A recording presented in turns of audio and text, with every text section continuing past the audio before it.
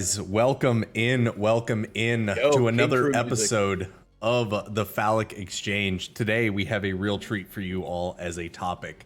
Normally we find ourselves discussing video game related things, new games coming out, music, movies, everything like that. And today we are going to be discussing a more serious topic, which is mental health. And along with that, we have a special guest with us. So I am Master Fate. We have Nova and Wisepork with us as always. But today we also have MF underscore Trogdor with us today, as we are going to be talking about mental health. We're going to be going through some deep conversations as far as things that we personally have dealt with, issues that we've ran into, some of the ways that we've coped with it, progressed, gotten better, helped each other, and how the gaming community as a whole is a great place for positive influence for people, and also some of the pitfalls that it runs into, and then finishing up with ways to help other people who may need it, how to recognize issues and, really offer support. And also, if you are someone yourself who is dealing with mental issues, anxiety, depression, anything like that, some ways that you can also look and help yourself and progress and get better. So with that being said, we're going to kick off and we're going to let Trogdor run right at the start here. We're going to take the training wheels off and he can go ahead and get started about some of his experience when it comes to mental health. So go All right, ahead, Trogdor, public speaking. Let's go. I don't know even where to start about that. Welcome to the spotlight. Yeah, as many of most of you guys know, I've been opening up lately about. Oh my God, you're just gonna zoom in on me, okay? I've been opening up about how I just recently got clean from a severe drug addiction. And that's pretty recent for me to open up about, to tell people about, and more or less I had to get over the fear of people knowing what I went through, but what I just try to tell myself, it is a disease. It's addiction is, yeah, I brought it on myself, as a lot of people will say, you did this, you did that. It's not a disease, you bring it on yourself, which I'm not disagreeing with, but there are definitely some underlying factors about it. And one, as most of you know, of if not all of us know, is mental health.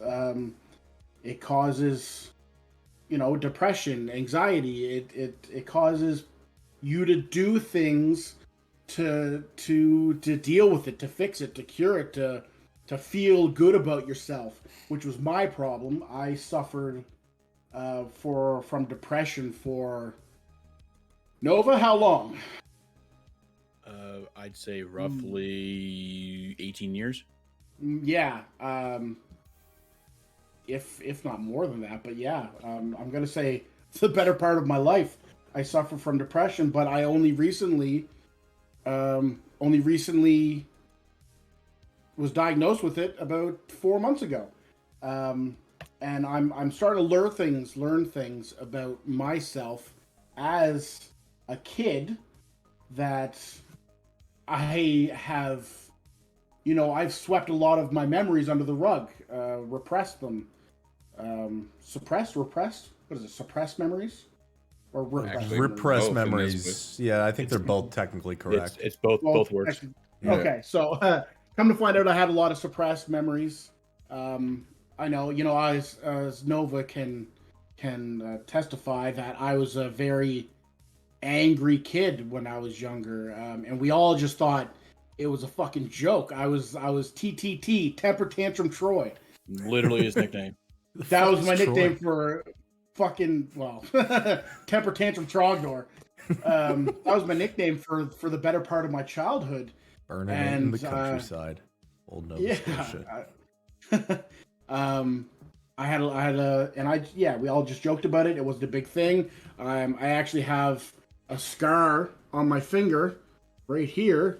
And that was, I told everybody my entire life. And this is the first time I'm saying this out loud to everybody, is I've been telling people it was a burn my entire life. This is for me getting so fucking angry that I had to bite on my finger to calm down. And to the point where it's actually, fuck off, Mom.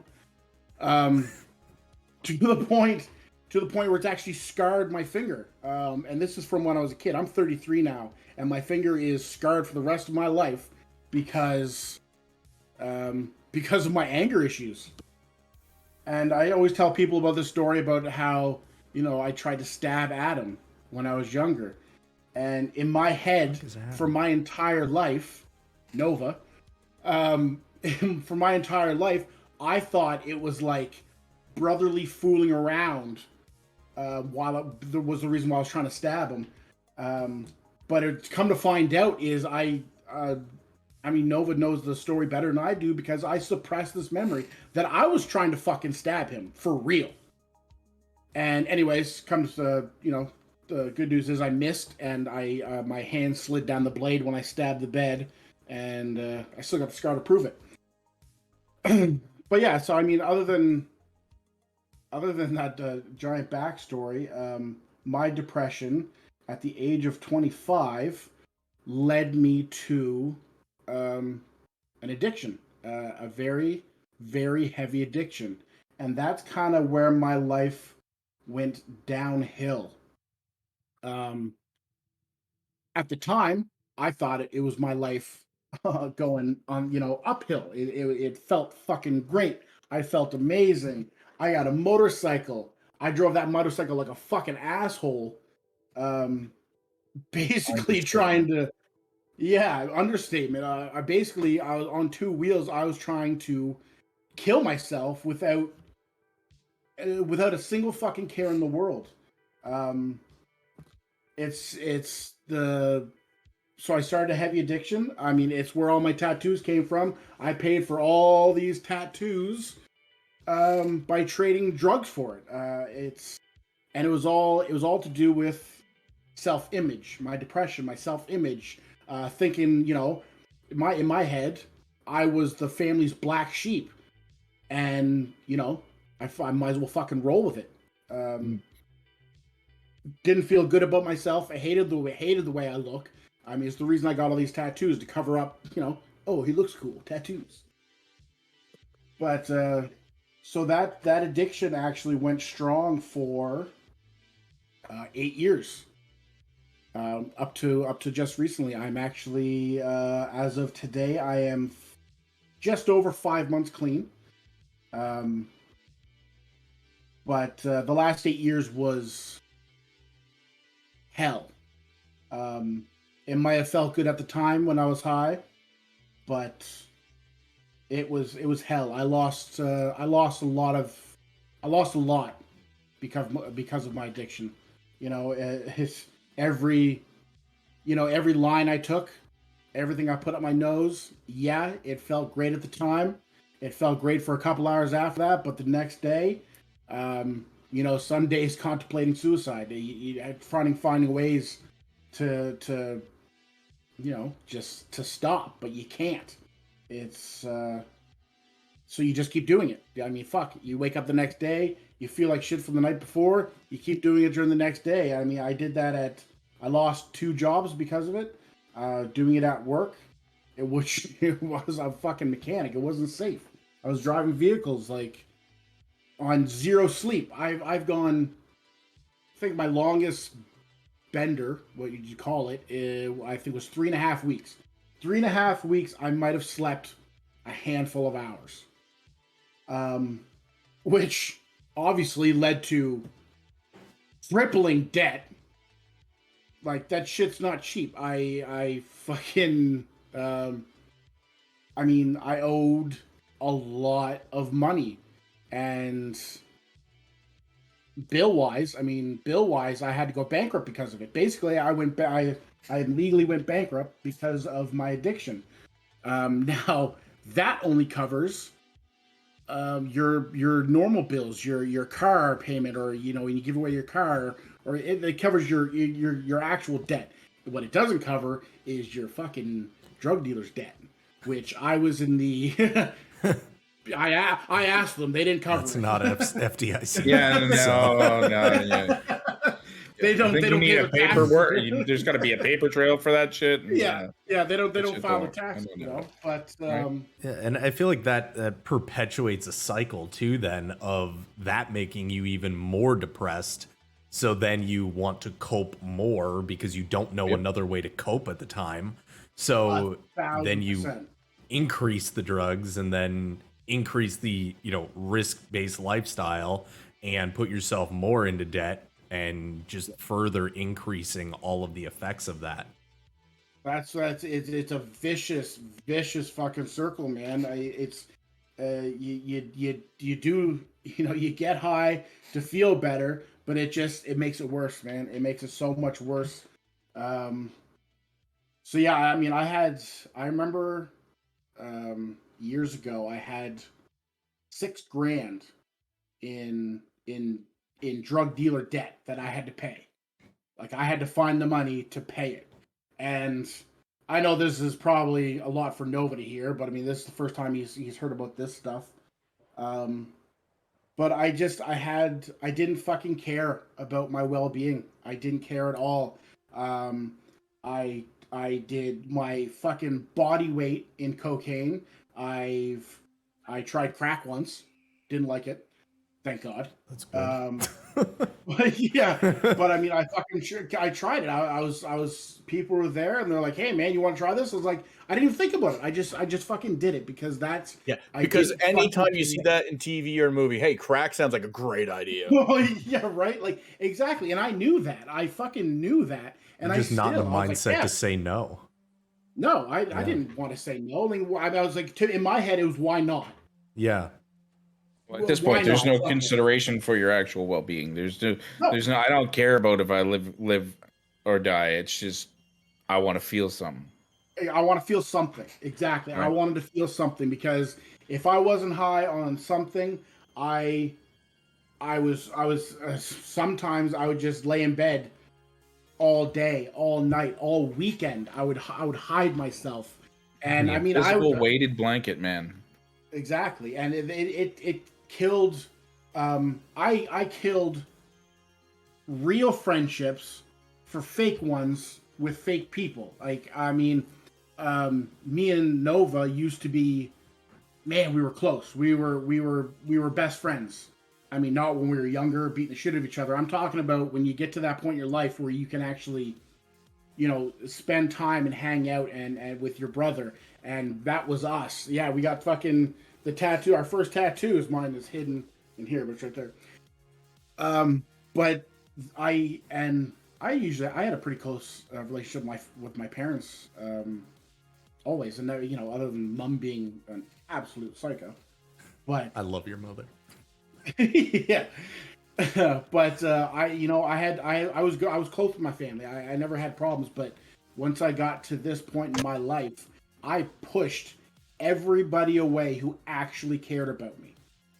I didn't give a fuck. I pushed them away because I didn't want them to see me in a state of the depression I was when I was sober or not high.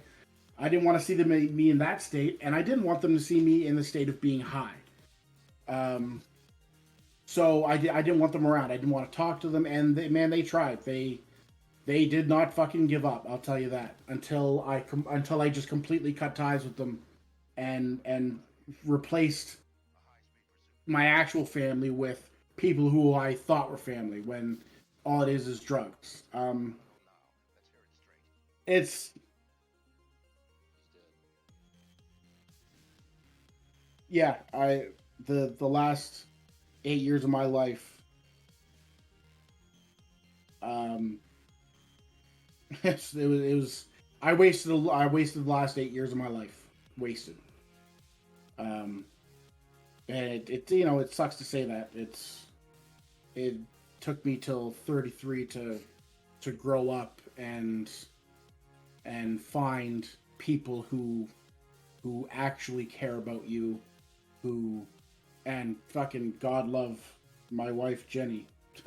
I don't know where I'd be without her. She stuck with me through thick and thin, and it helped me get to where I am today. But yeah, But you're here. Yeah. You're through. exactly. You're pushing forward. As long as you I like survived. who you are now, I mean, everything led you. Yeah, I'm not a religious person or anything like that, but I Nope. mean, everything you've gone through has led you to be who you are now. And if you're happy with who you are now, it's hard to consider it a waste per se. You're absolutely right, but it's Best learning experience you can have. It's scary to think though how if I let this go any longer, how much I would have lost. And honestly, if I didn't get clean when I did, I mean, she would have left me, and my family would have gave up, and I don't know what would have went through my head. I probably would have went back down that rabbit hole and never came out of it.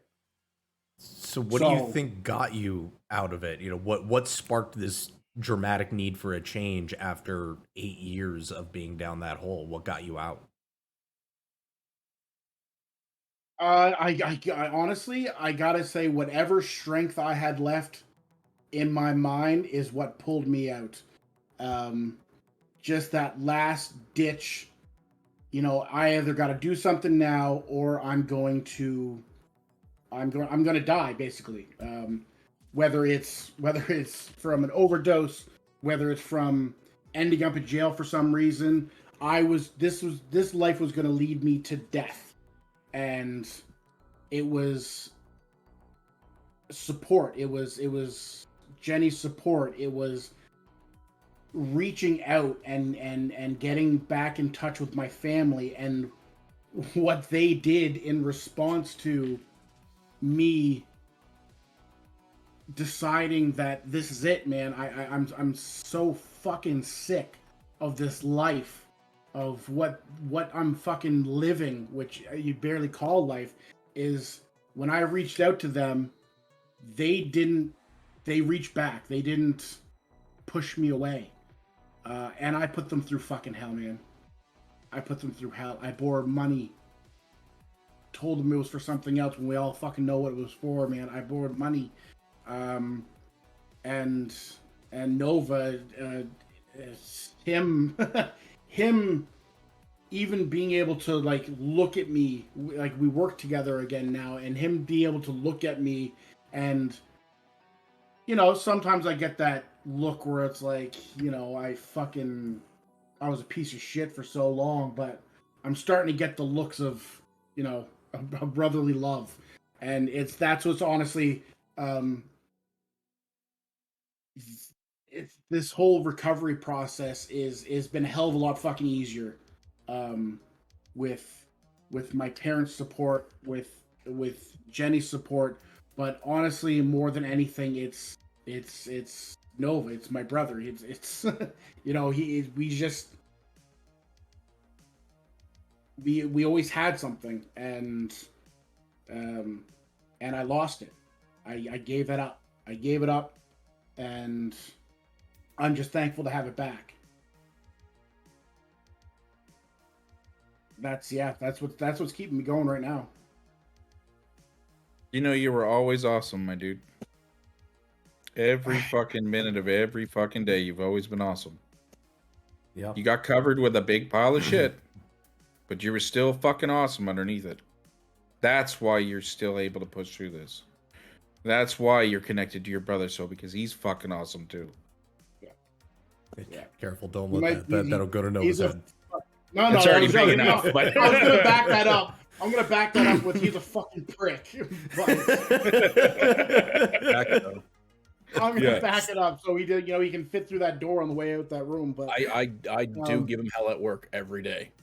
Yeah, he has to. You're getting payback. You know that. Like, it comes in little doses, but it's gonna be payback. Yeah, I haven't known you that long. I've only known you through gaming here, but I mean, you're definitely someone that I always genuinely enjoy playing games with. And I one of the things that I, at the risk of sounding sappy or sentimental, that I really appreciate is your ability to take things in stride. It's interesting. Like a shoulder. Like guys especially, we rag on each other. We dig at each other. And historically, if you look evolutionarily, guys a lot of times did that to find out who the narcissist in the room is. Because someone who can't take jokes, they take themselves too seriously. And they, it becomes a problem. So you rag on each other, and you could tell the person who takes it in stride is a good guy who, doesn't have any problem, making light of himself. And that's always been you. You've always been a good guy for that. And I know we definitely appreciate that. And hopefully the community in general has been able to help and, embrace you and make you feel welcome. And when I joined the community here, when I decided to turn my life around, to get clean, is when I reached out to Nova, and he let me back into the gaming community, which is something I've always fucking loved. And that's another thing too, is we've been gamers since the fucking minute we could pick up a controller. Me and him have been gamers. What's that? Knee high to a duck. Yeah, I remember one day, one morning we were trying to play fucking, pretty sure it was Mario, because it's back on the SNES, but we were playing before school started, and our parents are sleeping, so we're trying to keep quiet, and he pissed me off somehow, because it's fucking Nova. He pissed me off, and then Mom yelled down to turn it off because we were being too loud. So I stood up and I fucking booted him as hard as I could in the dick. As hard as I could. Shit you not, it happened. Oh yeah. But so we've been gamers. When you're you're a kid, right? And like back with the SNES, it's on a cord, so you're like 5 feet from the TV. So you're sitting there on your knees. Your legs a little bit sprayed because you're a guy. And I'm sitting there and I'm laughing at it, and I'm sitting lean back, and all of a sudden he just turns around and boots me. Literally splitting atoms. Yeah. So we've been gamers since forever, and for the last 8 years, I lost that interest in it, and there's a couple red flags that I should have seen where I knew there was a fucking problem, but I wasn't the same person. In my head, I thought it was the same person. I thought I was even a little bit cooler. Because what was I? What was I, Trogdor? What was I? I was that fucking loser that sat home Friday nights and played video games. Right, like that's I said that to him during my addiction. I said that to him during my addiction, and just because out of hate, fueled hate, and that's not. I think it was like more like jealousy because I've always been way better at video games than you are, and then I started streaming and I had like way more people enjoying me, and you're just like, there's no denying that like my push to become a better gamer is so I can kick his fucking ass in something. Yeah, this sure ain't track and field anymore. And I believe it was Super Smash Bros. That I pulled off. But I can't remember what I was going with that. But yeah, gaming's always been a part of my life, and I dropped it. I didn't give a fuck about gaming, and it's and so basically, long story short, when he brought me back into this community, everybody was so fucking supportive. Oh my god, I've never seen support like something like that ever before. And I mean, it's still to that point, I didn't want to tell people my story. I didn't know what Nova told everyone, because I'm sure he fucking shit talked while I was ripping lines off strippers' booties. But like everyone just. It was a foggy. You were foggy. It wasn't strippers' booties. They were hookers' booties. Same thing. No. No. Same thing in Nova Scotia. Same, but different. But yeah, everyone was so supportive. So I didn't open up to everyone, rightfully so, because scared to talk about who I am, where I came from. But I've been attending NA meetings for the last 5 months, and it's helped me open up. I wouldn't be able to sit here in front of you to 14 people watching this fucking podcast and be able to talk about this and to be willing to open up about what I've went through. If it wasn't for these meetings, because that's what I do at these meetings. I talk about it. You know, I'm not the only one. It helps to know that I'm not the only one who's had the same problem as me, who's been in the same areas, if not worse. So I didn't open up to the community at first, but once I realized, honestly, like Wiseborg said, I'm an awesome fucking person. That's on record. Wait the fuck up. I'm pretty funny in my own world, in the dark world. I'm but I'm a really. I'm making a comment. I'm not making a comment.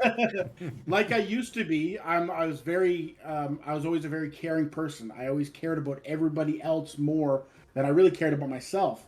Now I'm starting to get back into that. I'm starting to care. I'm starting to laugh. And being diagnosed with depression's helped that big time. Now that I'm actually on medication, there's nothing wrong with medication. It fucking works.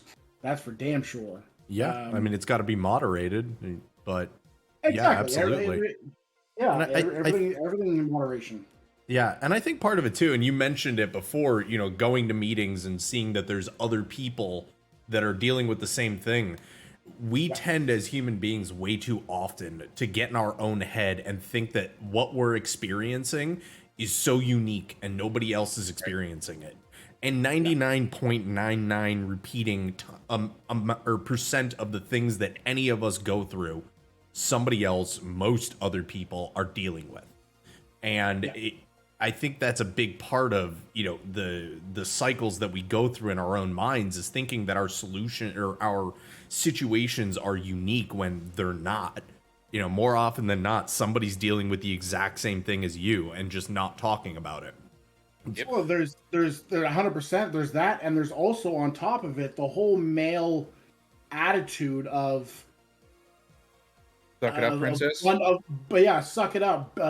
Just tuck it inside of you. Forget about it. Move on. Like fuck you. I am man. Like I'm no bitch, right? But it's there's nothing wrong with opening up and getting shit off your chest, man. It's not safe. No. To not talk about your problems, and it doesn't make you look like a bitch or a pussy. Like if someone calls me a pussy to my face about opening up, I'm gonna knock them out. Like I can still do that. Yeah, it's that I gotta keep it all bottled up mindset that makes dudes drop from heart attacks in their 50s. Like exactly, all that stress. There's such a fine line that like guys feel that they need to follow between, you know, being too masculine or being too feminine, and it's unhealthy. Exactly. Completely unhealthy. If crying at Disney movies lets me live an extra 20 years, so be it. I'm a cry during Lion King. Nobody be hating on a motherfucker that cries in a motherfucking Disney movie. You're fighting me now. Let's exactly. go. I'm throwing my dukes down. Like fuck that shit. That is great fucking therapy. What's the last movie that made you cry, Wisepork? It wasn't even a movie, and I don't even give a fuck what y'all say. I cried at the end of fucking Kenobi. That's bullshit. Fair. I did when him and Leia fucking did their thing at the end. I teared up. I won't lie to you. You cried during sex? Yeah, you suck my ass, you fucker. Last one that made me cry was Top Gun. The new Top Gun movie was just beautiful. Oh, it was so amazing. Good. It brought a tear to my eye. It's a feel your fucking emotions. You know what I mean? Oh yeah, you just feel it up. It's not even a sad necessarily. It could be happy. It's just so much going on. The end of Shang-Chi had that because it was just so epic and so beautiful to fight. You're just like overwhelmed. But you know, I gotta say, and for me, Remember the Titans. That ending scene at the funeral. Yes. Old ass movie, bro. It gets me every time when they start sitting there and he's humming na na na na Na na na na. Hey hey hey. Yep. Goodbye. It just gets I me every don't know. fucking I don't know if you guys have You seen would have the started crying. movie The Warrior with Tom Hardy. No. No. Yeah, the two brothers that fight. Oh MMA. no, okay. You Fate and Wiseport. I don't care if it's fucking tonight or sometime this week. You have to watch the movie Warrior with Tom Hardy. Sounds like a That community movie night to me. no, seriously, it needs to be, and you're gonna watch me fucking like ugly cry, like Asian cry. Okay, Like, whoa. it's like it's Anime squirting out cry? the sides, like. But that movie hits me real close to home because it's kind of like the story, like me and Nova. Really, you got the one brother who's got his shit together, who's doing his thing like and having a normal fucking life, and then there's the other brother who's this depressed, mentally fucked up guy who they lost touch. They come together in the end, and that last final fight, I cry. I'm talking like a box of tissues cry at the end of this fucking movie. You guys have to watch it. You'll know exactly what I'm talking about. Wiseport, I know for a fact you'll fucking cry. Fate, I don't know about you, but It's a given. if you don't shed a tear, I'll be a little worried. Fair enough. Yeah, I But mean, yeah, movies, I mean, just, especially when you have all that bottled up for so long, something that That's it. hits the yeah. emotions the right way. You can't help it. Yeah, And there's that nothing one wrong with movie that. fucking yeah. But yeah, I don't know if we can move on to another topic, and I'll just chime in on. Well, yeah, Well, because, you hit what you were looking to speak about. You know what I mean? Yeah. You've got all and the a way lot to of your the treatment end, right? yeah, and a lot of the rest of it we'll bring up as well as we go through, the rest of what we're planning on talking tonight with the gaming community and everything like that in general. Exactly. Yeah, so I mean that's a hell of a story, and we're glad that you're doing better, and we're glad that we could all be a part of it, part of that journey that you're going through now. And I can gladly say everybody who's watching this, the four of us, but the three of you guys and everybody watching this, the Falic Empire. I mean, all the communities on Discord, the stream, the Twitch. You guys saved my life, and I mean that from the bottom of my heart. You have all, in some way, saved my life, and you're the reason I'm here today. So thank you. yeah, I mean, I did more than happy to help, dude. And I remember when you actually, I have just pulled up the message from January after we started playing some games together. It might have been Sea of Thieves. I can't remember what it was, but you reached out and you were just so appreciative to be part of the community and us including you in games and stuff like that. And I'm incredibly happy and humbled to hear that has helped you. And that's what I think a big part of what we're trying to do in the community that we're trying to create. That's a big part of what it's for. I mean, it's not necessarily 100%. marketed towards mental health, but it's there, and it's designed to be a place that people can be themselves and talk and get support, whatever they need. It's a big part of what we're trying to create, and just the overall positiveness of it all. So, because I mean, I think I speak for all of us in that we've all dealt with, issues in some way. I know throughout a lot of my life, depression was a big part of it. I saw, I went to therapists and psychiatrists when I lived in Detroit. I have a very just naturally nihilistic view of the world, in that why do anything? Because in the end we die and it doesn't matter. I don't really believe in much of a higher power or life after death or anything like that. So there's a lot of times that I wake up in the morning and it's just like, why even bother? And it, there were times growing up where, drinking too much and you think that, oh yeah, no, that's just normal. And you look back in hindsight and it's like, there were weeks where every day we were out at the bar fucking hammered and it was unhealthy. I mean, there's Snapchats somewhere of me driving on the Long Island Exchange doing 140 miles an hour in my coupe blasting Hollywood Undead. And I look back now and it's like, dude, what were you doing? A, why were you doing that? B, why were you Snapchatting? Like at the time you think that's cool. Like, you know, the tattoos and everything like that. Like you think that's cool. That's the image, you know, you want to be the guy that people look at and you're like, "Oh, he's a badass" or whatever. And it's so stupid in hindsight. And it, it can't even describe like the not shame, but it's just like the what the hell was I thinking at so many times looking back. I mean, I see Facebook timeline posts and it's like, why were you doing that? Like, why were you doing the things you were doing?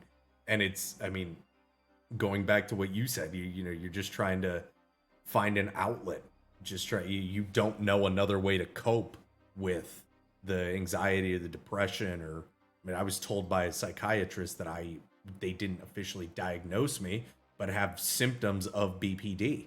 And you know, it plays such a big role in motivation and trying to lead a productive life. And you know, you hit a point where it's like, okay, I need to fucking do something about this. I need to stop getting blitzed all the time. I need to stop, you know, looking at these outlets that aren't really helping. I mean, if it's not going to better my life, why would you do it? And it's, you're looking at short-term gains and that's it. And it's not helpful or productive in the long run. So I don't know, you know, Wise Pork or Nova, you know, what you guys have experienced along those lines, but it definitely takes a toll after a while. Mine was you know, the cliche. My heart got broke and I got depressed. Cliche. I was with the same person from about high school. I'd say even before junior high. We were together for 14 years. And that ended suddenly for reasons, but during the time it was ending, I was experiencing insane anxiety of what's to come after. Right? Like I didn't know how to live a life by myself because all I knew was a life with somebody else. So I didn't know how to be alone. And hitting that realization at 30, it was like, it was not easy. And I had to learn how to, you know, pay my own rent, get my own groceries, like do all of the things on my own. And I couldn't cope with it. I could not handle it. And it gave me it set me down. Like I stopped hanging out. The same thing as Trogdor was saying. Like I'm not gonna say I lost fake friends, but I kind of found out who my real friends were.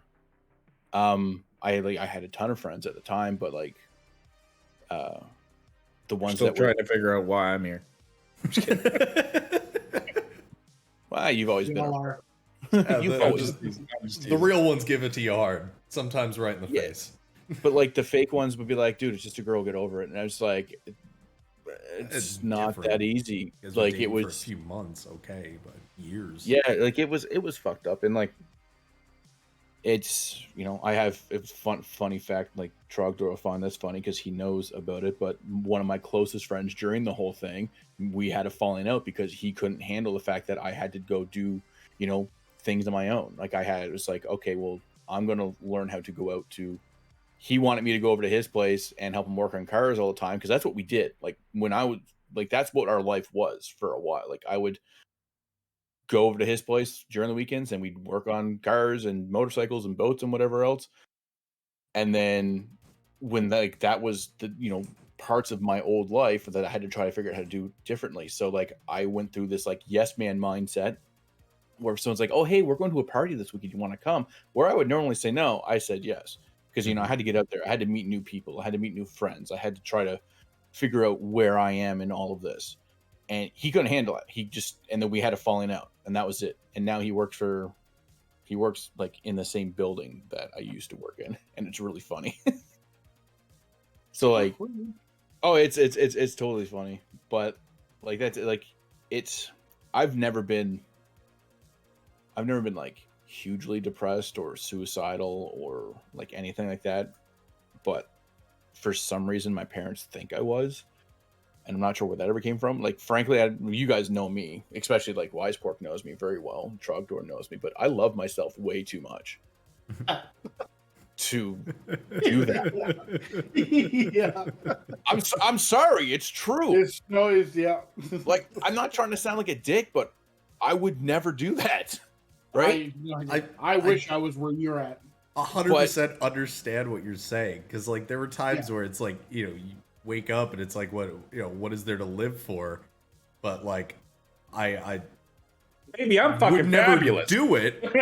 But like I got close to the point in that, like, if I were to, how would I? That brainstorming that your mind kind of does, but like would never actually do it.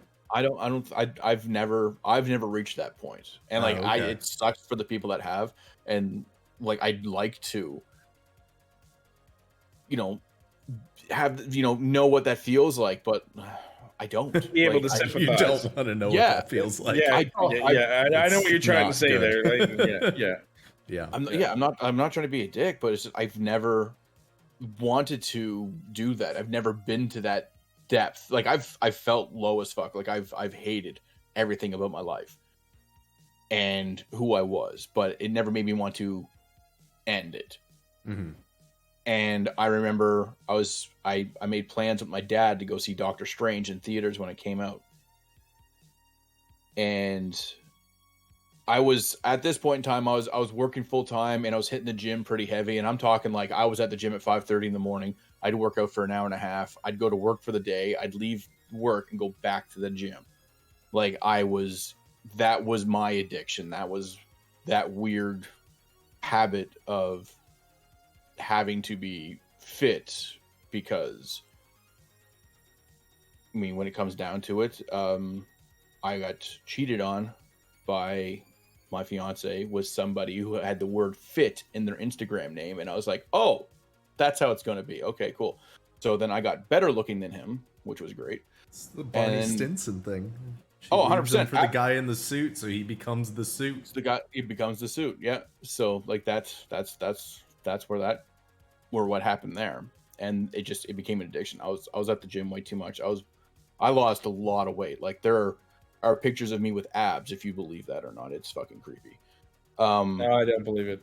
No, it's terrifying. I think gotta post some of those in the selfies channel on our Discord. We need to find these pics. I can confirm. I can confirm. I've seen one pic, and I was like, "How?" Yeah. Yeah. It's this does not compute. Yeah, it's terrifying. I actually think it's deep down in my personal Instagram. I think so. Just like the abs now. Yeah, fairly. lots of pieces. Maybe fuck the six pack. It's a motherfucking keg. No, but like it's that PBR 1776 pack. It was. That's what I got going on. So what happened was we were supposed to go to the movie. I think it was like Sunday at like 1 p.m. or something. And Dad told me he'd pick me up at 12. It's cool, no problem. I fucking laid down and I fell asleep. And I woke up to the most god-awful pounding on my apartment door. I thought like the firefighters were trying to get in. I thought the building was on fire. And I opened the door and my dad broke down in tears. He was literally on the phone with 911 to come do a check on this check. Yeah. He literally called my landlord, because I lived in an apartment building. So like I didn't answer my phone, which the buzzer was set to. It went to my cell phone. I didn't answer it. And he tried calling and tried calling and tried calling. And I wasn't answering it. And he's like, no, this isn't right. Adam loves going to movies. He wouldn't be missing a movie, which is very valid. And I was in shock, because like he literally, I'm telling you right now, like my dad, well, like you guys know Dad, he's 6'6", big guy. And when I opened that door, he fell to the floor in tears. And I've never seen that before. And like, but he had it in his head and Mom had it in her head that what I was going through was going to end me, because that's how serious it was.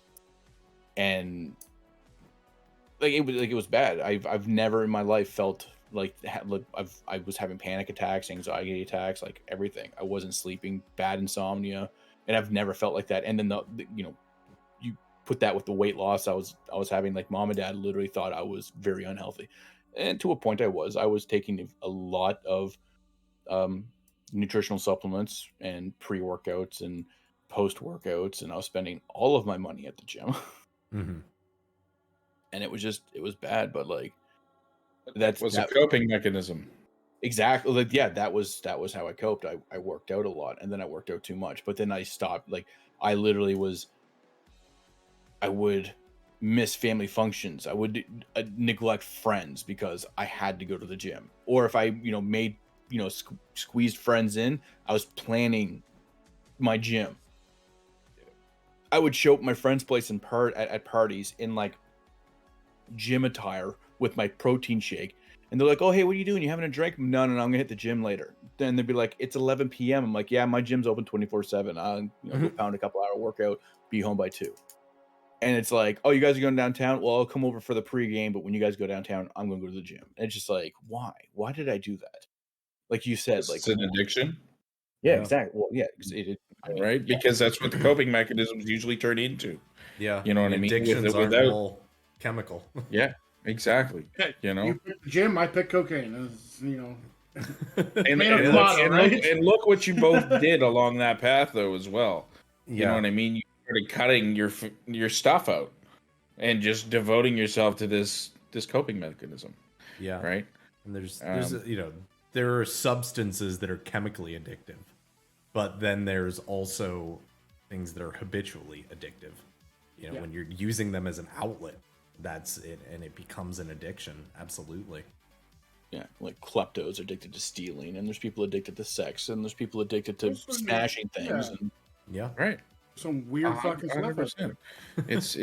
Look, coping. I'm not trying to say that coping mechanisms are a bad thing.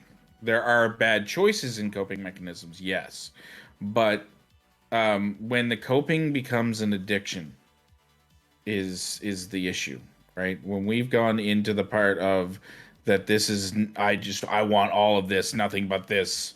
You know what I mean? Fuck everything else. There's an issue there. You know what I mean?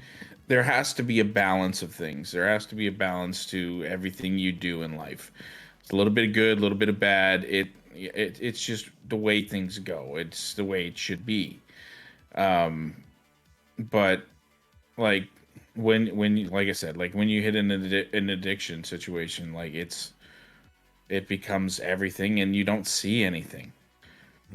You know what I mean? And just going So with blinders on. Yeah, you don't recognize that this is happening. You're smart as fuck. You are fucking more powerful than you can ever fucking imagine, to be real with you.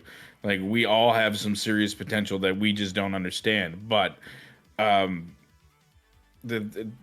we can be clouded so easily just by single thoughts and processes. And again, when it becomes habitual and an addiction, like, you get lost. You get lost in the sauce, my man. You know? You gotta you gotta be able to deal with things. Can't run from them. You can't cover them.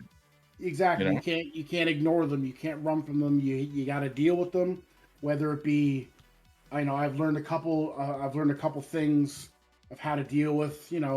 Like yesterday, man. I had a bad day yesterday for zero reason. I was in the worst fucking mood for absolutely no reason, and I come, the way I deal with things is, I learned this from NA, was for lack of, it's not exactly the same thing, like, sitting on a mat with your fingers up like this, meditating, but I meditate. I don't meditate, but I do something in my own ways, which takes Process. my thoughts with, it's, I personally, I like to get myself somehow in a bath. I was like, every word. I'm wondering, where are we going? What is happening? I just like how he enunciated on this What? somehow in a bath. I get the Doesn't same matter the reaction circumstance. whenever- I just need to wind up in a bathtub. Yeah, Water is there's- optional. Truck, we're not surprised you take baths. That's fine. We're shocked you can fit Jenny in there with you. Well, she is very small. So we're bathtubs. You're getting a little bigger. Easy. Shit's recorded, dude. Don't do that. I love you. Replay I love you. buffer to the rescue. Did a frying pan just fly past his head? So I come home if I have a bad day. Like I gotta say, I probably have a bath at least every 2 days. But on a bad day, I come home, I get in a bath, and I sit there and I relax. And this is my meditation. This is what my brain needs. I ignore everybody else. You know, I got a 10-year-old child that when I'm having a day, I gotta get away from, and I gotta sit in the bath and just fucking chill and let my brain kind of think of like, why are you in a bad mood? Like, you have no reason to be in a bad mood. What can we do to get out of it? Now, sometimes, like yesterday, I couldn't get out of it. I even told Jenny, I was like, listen, I was like, I'm in a fucking bad mood. I don't know why. She's like, okay, cool. I'm going to go out with some friends, give you your space, because that's what I need. I need space. And I just sit and I chill. And sometimes I have an addictions book. It's called Just for Today. And I mean, that's exactly what it is. Just for today, this is what you deal with. Don't worry about yesterday. Don't fucking worry about the past. Don't worry about what's going to happen tomorrow. Just deal with today. And so I get in the bath and I read today's reading. And 9 times out of 10, I'll read that and my brain will just be like, it's not just you. It happens. Everyone has a bad day. Just you go to sleep and you wake up and tomorrow's a new day. And you take tomorrow by the fucking hand and it takes you where it takes you. Whether you have another bad day or not, but I usually don't get any. I usually don't get them in a row. There's a book that you would probably like. I forget who it's by, but it's called The One Thing, and it's all about, you know, looking at kind of everything that you have on your plate and picking the one thing to focus all of your energy on that's going to make the biggest difference and, you know, create momentum or have that domino effect where then everything else is easier. When you're in a bad mood or when I'm feeling down or in a depressive state, that's, you know, I'll start, okay, what's one thing I could do? Okay, laundry, or take a shower, or get out of bed, drink a glass of water, brush my teeth. Like, this way, it's one little thing that you can do that will just spark some momentum to get you feeling into a better mood. Yeah, well, I mean, even if you can't break the bad mood, there's a difference between me coming home, doing my little meditation, reading my book, having my bath. That's what I'm doing now, instead of, I had a bad day, I need to go pick up some fucking drugs right now and deal with this and feel better about myself. Because I can make a phone call, I can spend some money, and I'm gonna feel great for the rest of the night. But I guarantee you, when I wake up the next fucking morning, I'm gonna be in a savage mood again. Where the fuck my money go? I can't breathe. I didn't get any fucking sleep. Like, I'm gonna be in a bad mood the next day. This way, I come home, I have a bath, I relax, I watch some TV, I play some games. Not Escape from Tarkov, because that gives me depression. Don't worry, it gives us depression watching it too. But yeah, I can come home, I can deal with the things this way. That way, I get into bed. I've had time to wind down, relax. I get a good sleep, and I'm up the next day, and I'm ready to go again. There's the difference between this and going back to addiction and playing that fucking game again. And I really have no interest going back to that life. So yeah. Is there anything on top of the bath that you do? Do you listen to specific music, or, you know, have a glass of wine, anything like that? I mean, we're gonna open up here. I'd light a couple candles. There you go. Oh god. Light a couple candles. There's always bubbles. Play some sax music. That's because you're farting. There's always some bubbles, but there's always bubbles. There's always bubbles. But yeah, no, I usually sit there and I'll listen to some music, and it's typically something like country.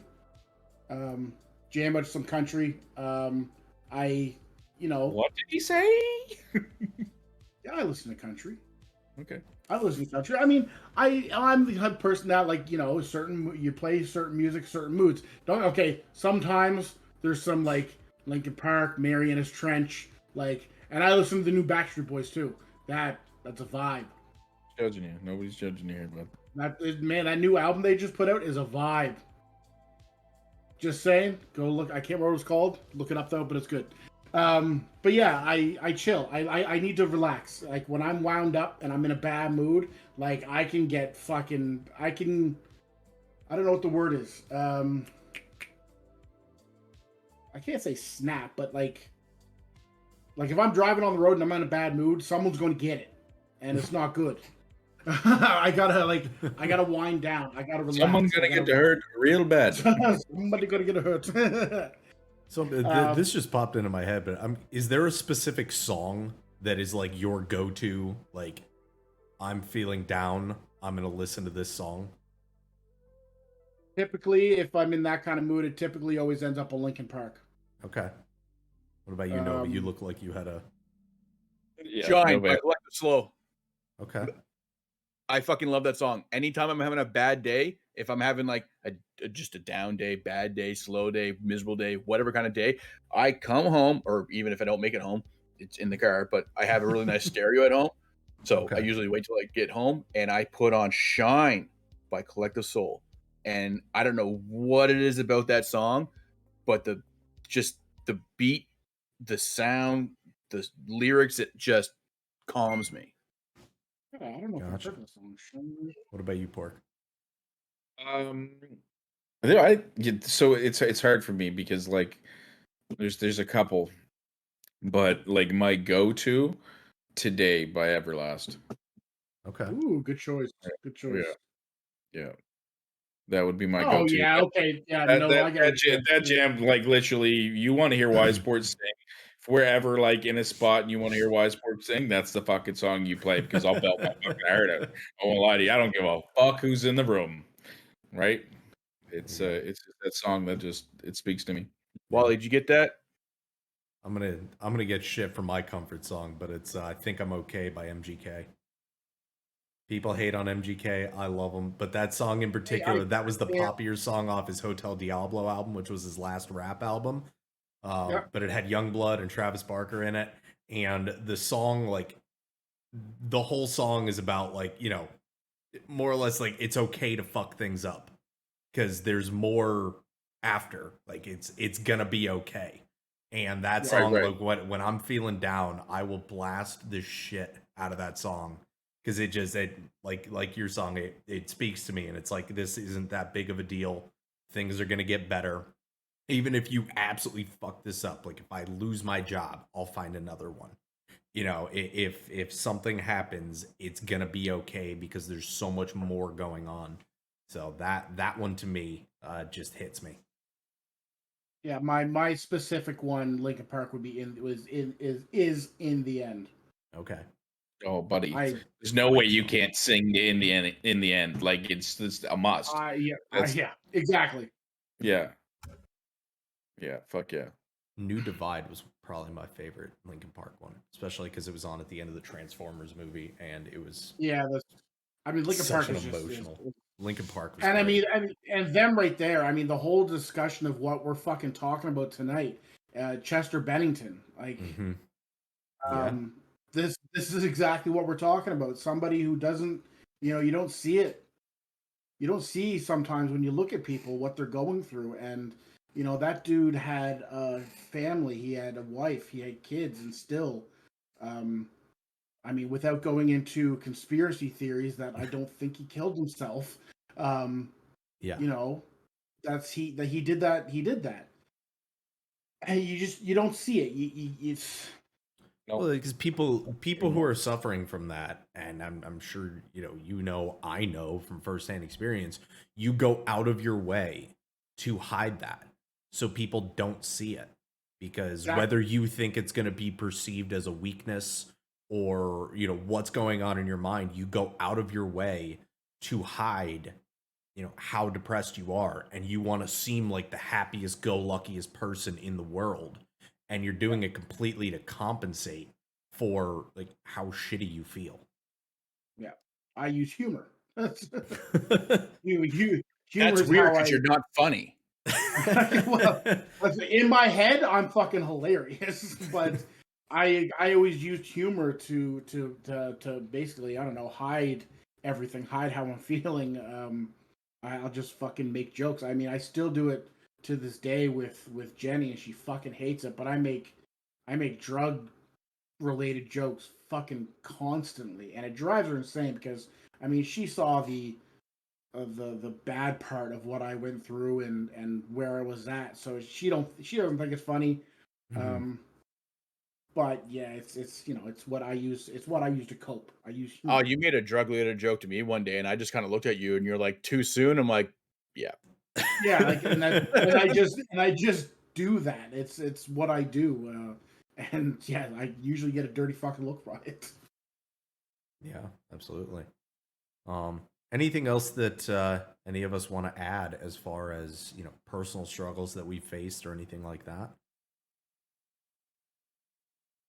Um, it's hard for me to talk about that shit. I won't lie to you, Okay. and I'm the Fair most enough. loving, fucking caring. I will give you everything I got. Um, to each and every one of you, I'll be here to listen to every fucking word that you'd ever need to say. Um, Nova knows probably the most here on how I actually am and the inconsistencies that happen as we've gotten older. Mhm. Um, I've seen a lot of shit in my life, as a lot of people do. I've gone through a lot of traumatic events, from my own choices to let alone, my parents splitting when I was young and a bunch of shit. Growing up in the wrong neighborhood, hanging out with the wrong people, and all getting into this way early in life.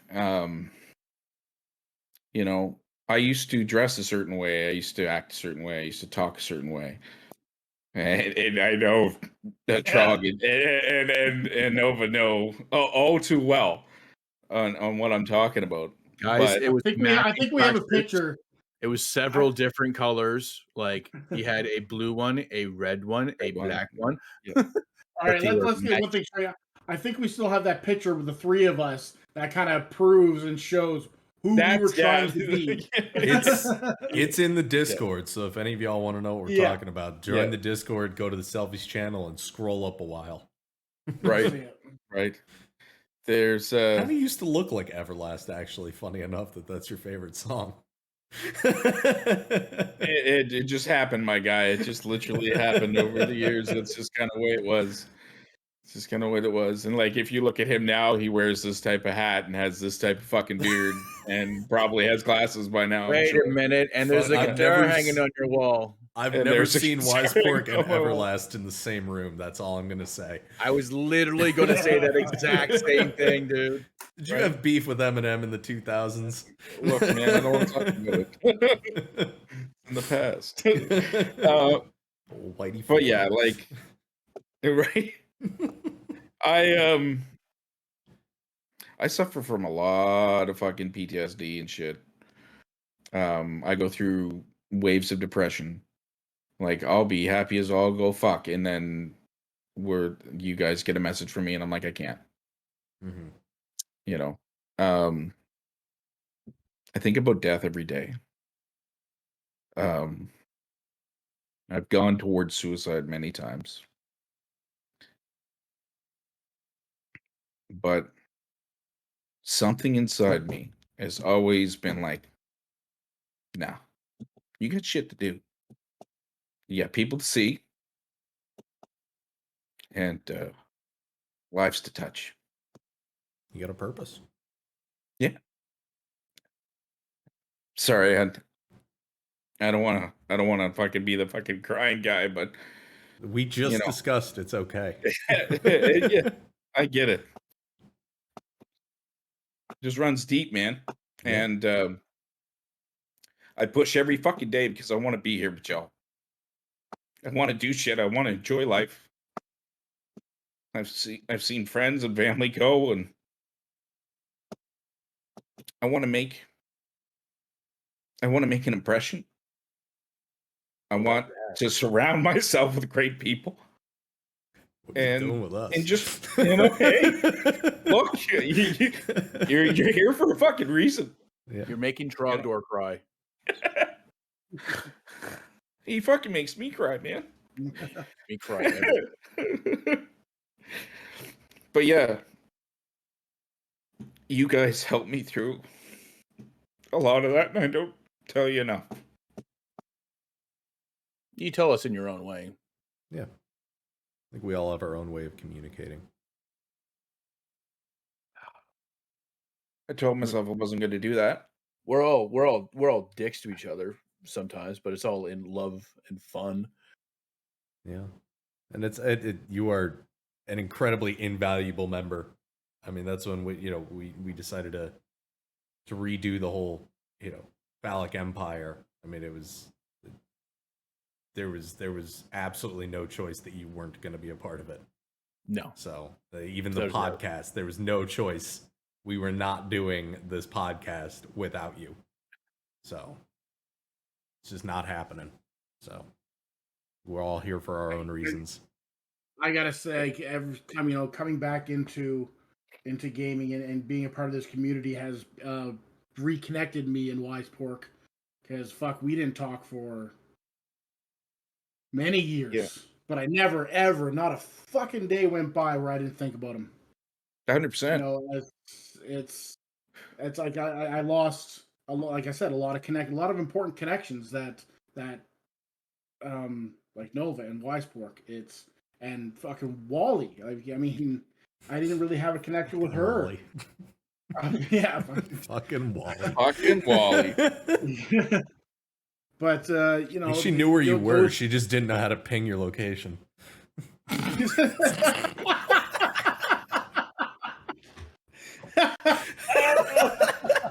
And that's the fucking podcast, people. We're out. Deuces.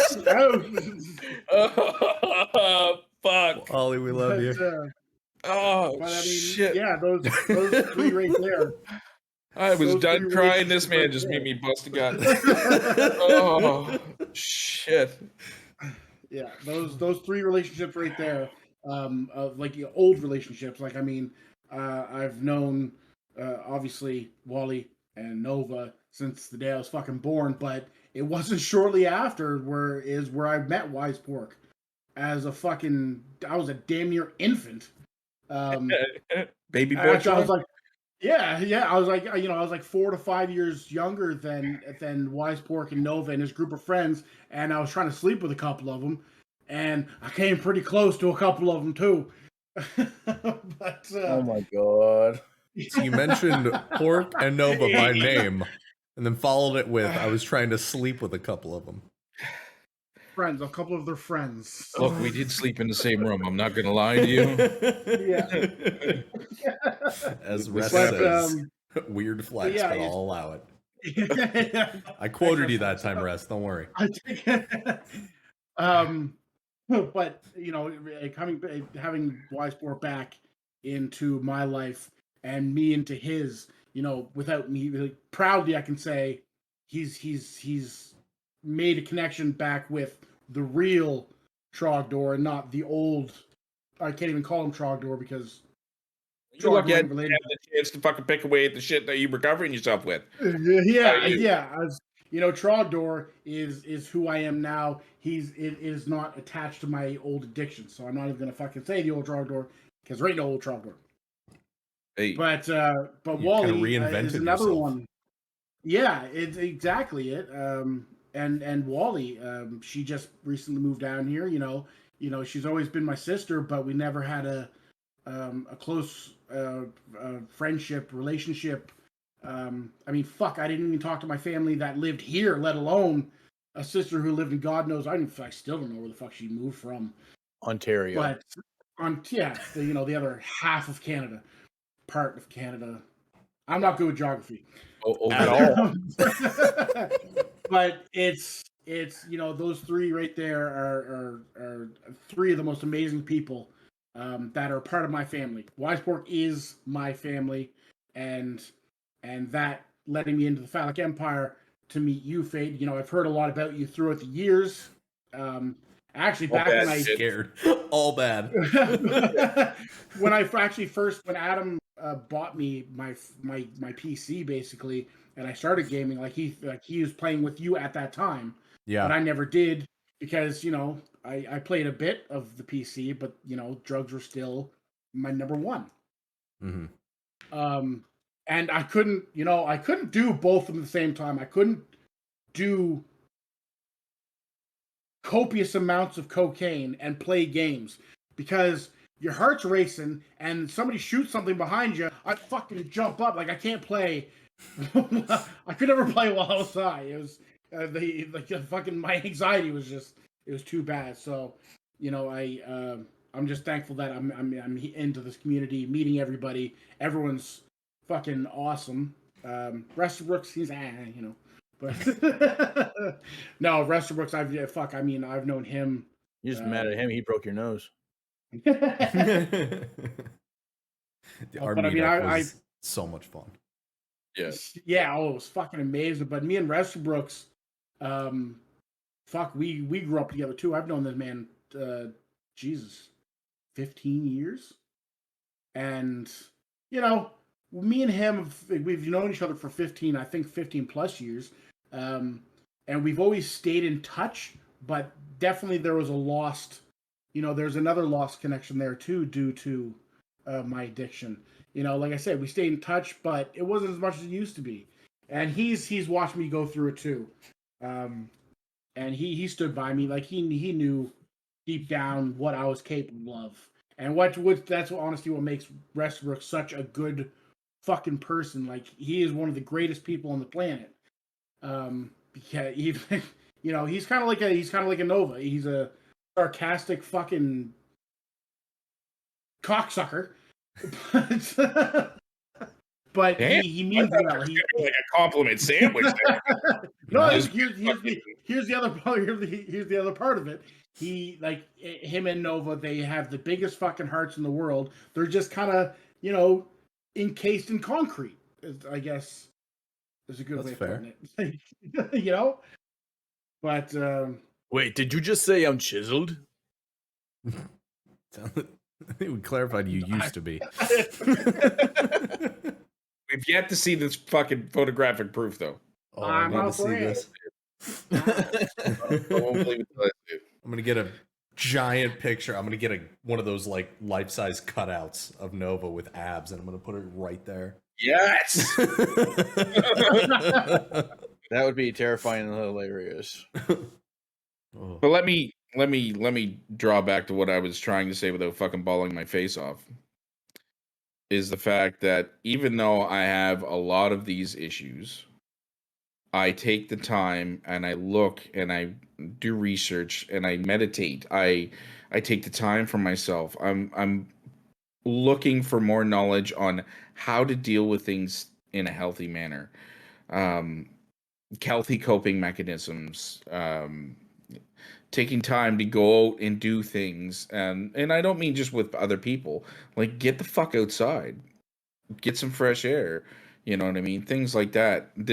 I'm starting an 8-week fucking workout plan and 8-week meal plan. Like I'm doing stuff about it. I don't want to sound like a sob story. I'm not here to explain every little fucking traumatic event that happened through my life.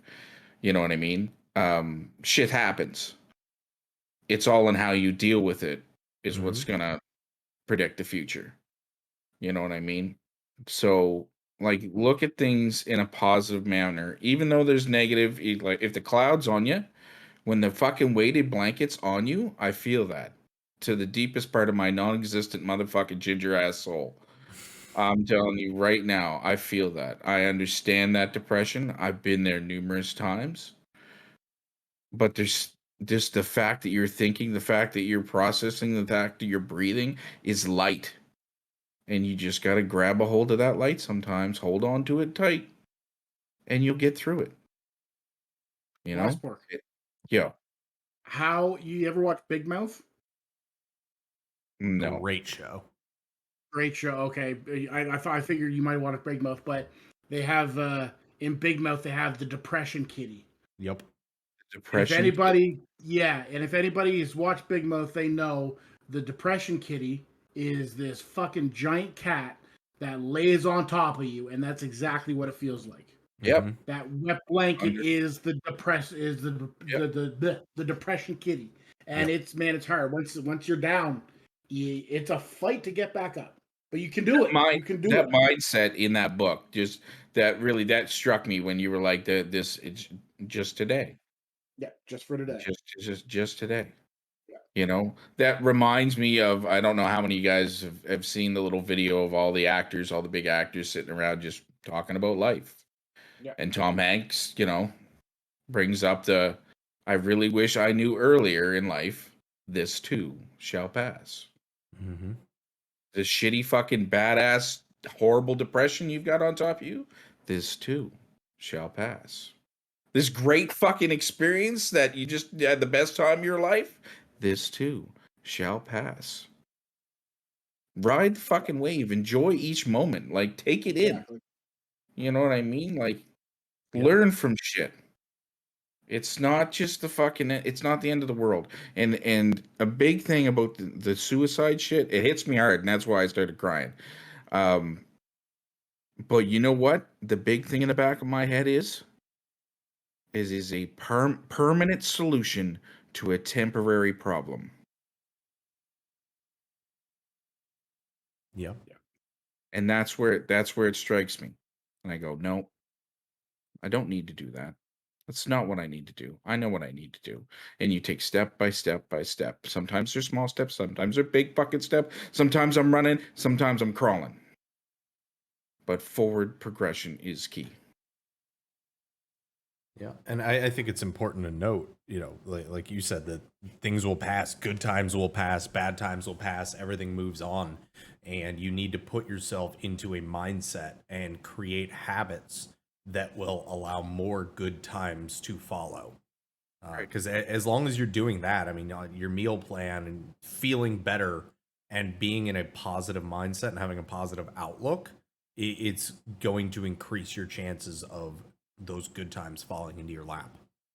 I wouldn't be fucking streaming. Yeah. You know what I mean? Like, I 100% was a recluse at the time, that just before I started like getting in with you guys. Like, I was not going out anywhere. I was, obviously COVID had started. All my friends were just like, nope, I'm gonna be a hermit. Mm-hmm. This is it. And on top of my mental health was just, bruh. The solitude just Yeah, it sinks was a you. no. It was Yeah. bad, right? And then I reached out to Nova because I'm like, dude, you fucking stream? And here we are. Mm-hmm. You know what I mean? Here we are. And if it wasn't for me going, you know what, I could fucking do that. Or, fuck yeah, like, you have a great personality. You're a dope person. Like, you can do this. Because I didn't think it. I never did. I love everybody else around me. I don't love myself. Yep. That is An the amen biggest. right there. That's Yeah. weird. I hate everybody around me. I love myself. It's opposites attract, I'm just kidding, but like, you gotta find that happy medium, though. No. I hate people, but I love persons. I love individual people. That's fair. Love Like the select few people I have in my Yes. life are the people that I care about the most. And even like most people in general, like once I get to know somebody, they're cool as shit. All of my preconceived notions go out the window. Like, you're my friend now. But prior to that, like, I'll just see someone and it's just like, I have no interest in talking to you. It's not even anything about you. It's just me. I have no interest. But then once I do, then that all goes away. It's that a whole really, thing, the people you meet, the people you're friends with, the people you decide to keep close to you, that in itself is a kind of, what's the fucking word, a help. It helps with your mental with your mental health. It helps with your mental stability. I mean, if you surround yourself with shitty, negative um people, then you're going to live a shitty negative life by proxy. mm-hmm. I surrounded myself with people who didn't give a fuck about, professionally getting ahead in life, or doing anything. You surround yourself. Part of getting clean is is one of the big steps you got to take is those people who I live my old life with, they cannot be in my life anymore. And I've dropped a lot of friends just within the last couple months for that reason. Um, is if they're not making healthy choices for themselves or willing to, not to honestly, not to be selfish, but if you can't live life in the same aspect of what I'm going for, then you can't be around me.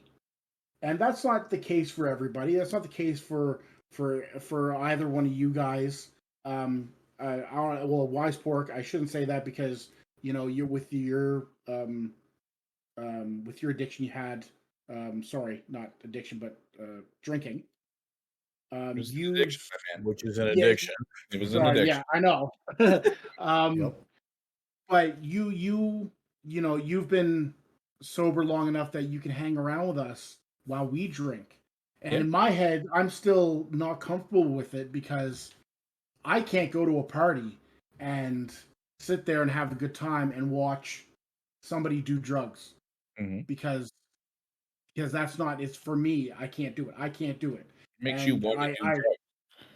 fuck yeah, it does. It's And I I get commend that. you for the fact that Dude, you're able to do like, that. listen to me and listen to me good. I do sit with y'all while you were drinking, and I want to fucking drink.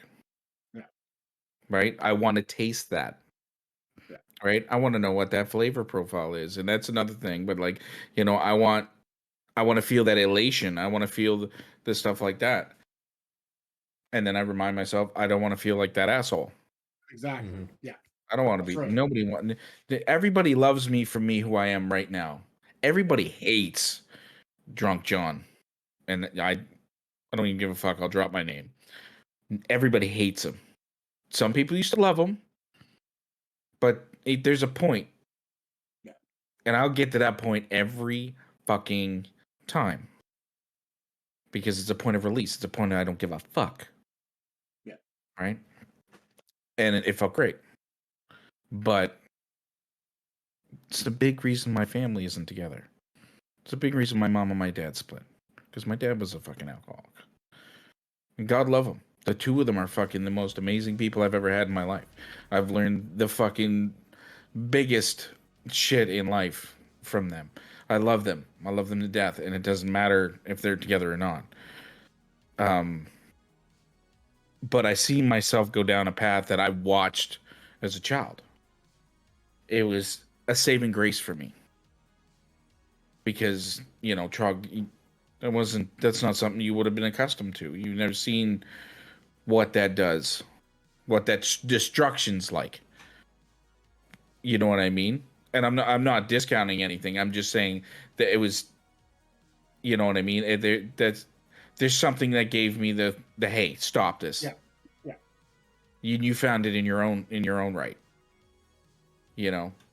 Mhm. That alone is it's absolutely priceless, my man. Absolutely fucking priceless. It is a strength that has no bounds. You are able to stop something with your own thought, my man, that you never thought you could. It takes process and it takes things to do. But like we're talking about, all these little fucking odds and ends that we use that are healthy things to do. Gaming, hanging with friends, talking to each other, being open about, full communication, and living your life, enjoying each other's company, fucking, like disconnecting, you know what I mean? Walking away from shitty environments and creating that, yeah, this is the way I want to live environment. You surround yourself with people who you have the same mindset with, who have the same goal. I mean, like the three of you. I mean, Nova, you are professionally. You have a good job. You're trying to make your way up in the world. Fate, I don't know what the fuck you do, but it sounds like you got a good job. Right. and Wise Pork, I mean, you just took yourself out of the chef world and you got yourself a fucking banging job too. Like, you're successful people, and that's what the big thing about me staying clean is surrounding myself with successful people in order for me to succeed. I was surrounding myself with the bad people who didn't fucking care, who all they wanted to do was drugs. My best friend for the last 8 years of my life, he's not, he doesn't have the mindset that I need to be around. And when I decide to get clean, he sends me a text message calling me a piece of shit. He just flat out, you're a piece of shit for treating me this way, because I wasn't answering him. I was distancing myself from him, and he called me a piece of shit the way I was treating him. Like, that is, it's hard because he's my best friend. He was my best friend. He had my back, I had his back, but clearly it wasn't a real friendship, or else he would. If it was, you would have been able to come to him and be like, "Look, yeah, he would have supported your sobriety. sobriety. I've got to end this. This is not good for me." No, and he would have been like, "All right, dude, what do we got to do?" Like, blah blah blah. You know what I mean? But he wanted a partner in crime. Yeah, exactly. And if you're watching this, fuck you. It's the people that you surround yourself. It's exactly. The people you surround yourself with makes such a big difference. And I mean, sometimes you need to acknowledge when people do not have the same priorities as you. And not that there's anything wrong with that, but that you need to find other people who support what you want to do.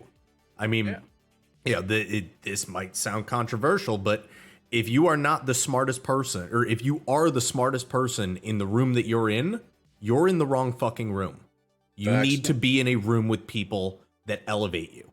If you are the only sober person in the room, you're in the wrong room. You need to be around people that support what you're doing. And when I say, the only sober person in the room, I mean more, if there's people pressuring you. Like, I stopped I'm on a diet. I stopped drinking a few weeks ago. Don't plan to drink for another week or so. But when I go out with friends, there's some friends who are like, dude, why aren't you drinking? If I can just have a drink. And it's like, it's not even about alcohol. I just don't want the calories. But like, some people don't know how to deal with people who aren't drinking. And it's like, it's not that complicated. Like, I'm still having a good time. I don't understand the issue here. But like, if you are not getting the fulfillment that you need and the validation that you need for what you want your lifestyle to be, you need to change the people that you're around. If you're around people who don't challenge you, your friends, your peers, everyone should be challenging you to be better. You should be around people that make you want to be on their level. Like, there's people I know that, family, friends, etc., that I look at and I'm like, okay, how the hell did they get there? I need to get there. The money that they're making, or the friendships or networking, the connections that they have, I need to, get there. And those are the people that you need to surround yourself with. Because like I said, if you're the smartest person in the room, you're in the wrong fucking room. Yeah, 100%. What are you gaining? Exactly. How are you bettering yourself? Yeah, people are going to bring you down to their level, and dumb people try and bring you down. To make yourself a little bit better than the day before. Like, yeah, if you're just sitting in the cyclone, you're not going to get anywhere, man. No. You're going to go up, you're going to go down, but you're going to spin in the same fucking spot. Yeah. And especially if you're in a mindset, you're dealing with mental illness, stuff like that. Like, there's a lot of times you can't snap out of it yourself. You need support from other people. And if you got the wrong people, that's how you get into those issues. That's how that cycle perpetuates. So, you're 5%. Yeah. So support is such a huge part of not only recovery, like me, but support is crucial in any part of mental health. Mm-hmm. It's support. Look, even let's be real, we don't know everything.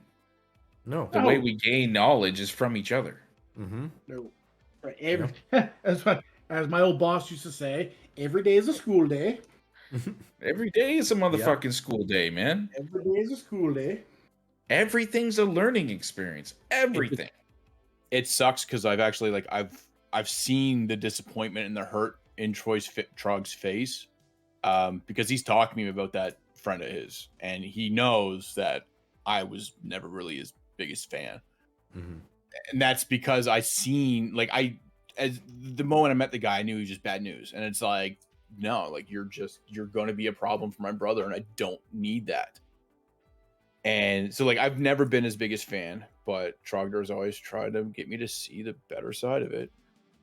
And I just whatever. Like I dealt with him when I had to, and I kept him at arm's length. But Trogdor showed me some of the text messages he sent them, and it's like I could see the hurt in his face. That somebody that you would call a friend would say those things to you when you are trying to better yourself. And like it was absolutely disgusting to see that kind of behavior from somebody that you would consider a friend. Yeah. But like the fact, like the way that Trog sees the change, like not the change in him, but like the change in himself, that he doesn't need that. He doesn't need that life. He doesn't need those people. Like he got to the point where he's finally like, if you're not going to better yourself, then you're not going to be around me. And like, Yeah. Trogdor's got a got kid on the way, and yeah, that's what I'd say. I Like, got one kid. I got a wife. I got one kid on the way. You're still living at home with your mother in a fucking biker gang. You're a piece of... Ooh, fucking... I got a little bit of... yeah, and it's something Trog probably doesn't hear very often, but that's a level of maturity that most people aren't capable of. and It like, is. but 100% it is. like, and that's what I was saying, right? Like, during Trogdor's thing, it was just it was immature and dumb, and like I've seen videos of him on his bike and the things he did, and then he crashed his bike, and it was a really nice bike, and then it was in pieces, and like the stuff he did, I was just like, it sucked to see. So like seeing the change in him now is like, again, that's also the reason why I've allowed him so far back into my life, because I can see the change in him. And I there was times where he was during the 8 years when he would tell me that, oh no, we're getting clean, we're not doing that anymore, blah blah blah, and I couldn't believe him. He would say it, and I'm just looking at him going, you're lying to my face right now. And like I could see right through him, and I that's why he pushed me away for so long, because he knows I could see right through him. There wasn't a moment that he hid it from me. Like, it was he's super transparent. But like, and then now just seeing the change and the growth he's had, and like he brought me to one of his NA meetings, and like it was different, but I was impressed. And then like he's trying to talk to me about his friend, like what he should do, and I'm like, man, like honestly, like he knows this himself, because it's what we tried to do. We tried to force him to get clean, basically like threaten him that we weren't going to be around or support him, or he couldn't come to family. Like, we were doing whatever we could to be like, dude, you need to smarten up, and he was not ready for it, so he was not listening. And that's what his friend is going through right now. Like, he's not ready to be clean, so Trogdor's tell him, it's like, man, like, come to an NA meeting. And his friend goes, oh, those are just places for people to hook up and score. And it's like, no, that's not what it's for. I mean, sure, there are people in meetings and areas that that happens, but he's not looking for those ones. And like, I felt very comfortable at the meeting I was at. Like, I didn't get that vibe from a lot of them. No. But yeah, it was really, I'm not going to say I didn't expect that kind of reaction from him, but the fact that he would try to make him the victim to Trogdor, that Trogdor did something wrong, Trogdor hurt him in some way. And I'm like, are you kidding me? Like, how are you going to get mad at somebody like that for trying to better themselves? Right. Like it just like that. I don't understand that people you want correlation. around. No, No. and like the fact that Trogdor, like, you know, he's tried talking to him, and then it just like he told me one day, he showed me the message, he goes, I'm not even responding to that. I was like, I wouldn't. And he even, I mean, don't get me wrong, I don't know if I should be saying this or not, but that friend contacted Trogdor's wife there, like called her one night, and I'm like, nope, that's a line that crossed. Like, Yeah. so like, and now like, so at the start there, you know, I could see the hurt and disappointment in his face, and now today is actually the first time I've seen the anger towards it. So I'm kind of like, I'm even more impressed. Yeah, I mean it's good to see. I mean there's a certain case where anger's justified, and I definitely absolutely. think that's one of them. So Oh, God, yeah. absolutely. Yeah. Violence isn't, but definitely the anger is. Well, You heard me, big guy. I seen that. No. Yeah. Yeah, and it's also just But yeah. the audacity of reaching out to her about that. But it's just funny because Trogdor knows as well as I do that there is a event, there is a thing that we do on a regular basis, and we have not done it yet. And one of these times, that guy is going to be there, and he's got to be able to keep his cool, or we're just going to go to jail. Yeah. So, folks, if that happens, contact Wiseport. We're going to set up the fund, okay? Yeah, we'll set up a GoFundMe. We need a GoFundMe for bail money. Oh, for 2. It won't be 1. It'll be for 2. yeah. I don't understand trying to fucking like that boggles my mind. Trying to make playing the victim. Yeah. It's ridiculous, man. It goes to show that it's you know, you got to surround yourself with successful people if you want to be successful yourself. I mean, I don't mean that from employment standpoint or professional. It's just like successful in life. Yeah, just that all aspects. People that pick you up, like the weekend you came down, Fate. That fucking weekend was worth its weight in gold. I did that. Like, it was amazing. It was so great. All those people. Yeah, go ahead. All the people, everyone we had that showed up, we all just fed off each other. Yes. And honestly, that was the first weekend since I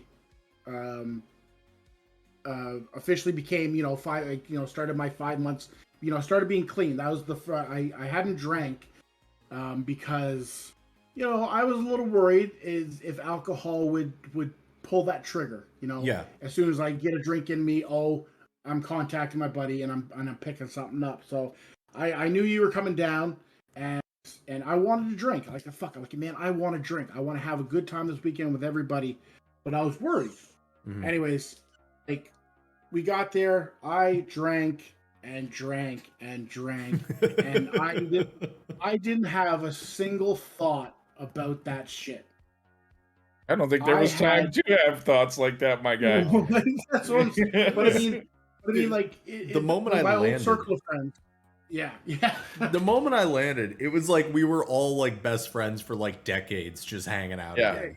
There was no awkwardness, even when Jack came over or Corden or Rest or anyone. It was like we had known them for years, and we were all just buddies getting together for a kegger after 10 years after college. Yeah, but I mean, like, in my old group of friends, like, if we're sitting there talking, like, let's not do anything tonight, let's just have a couple drinks.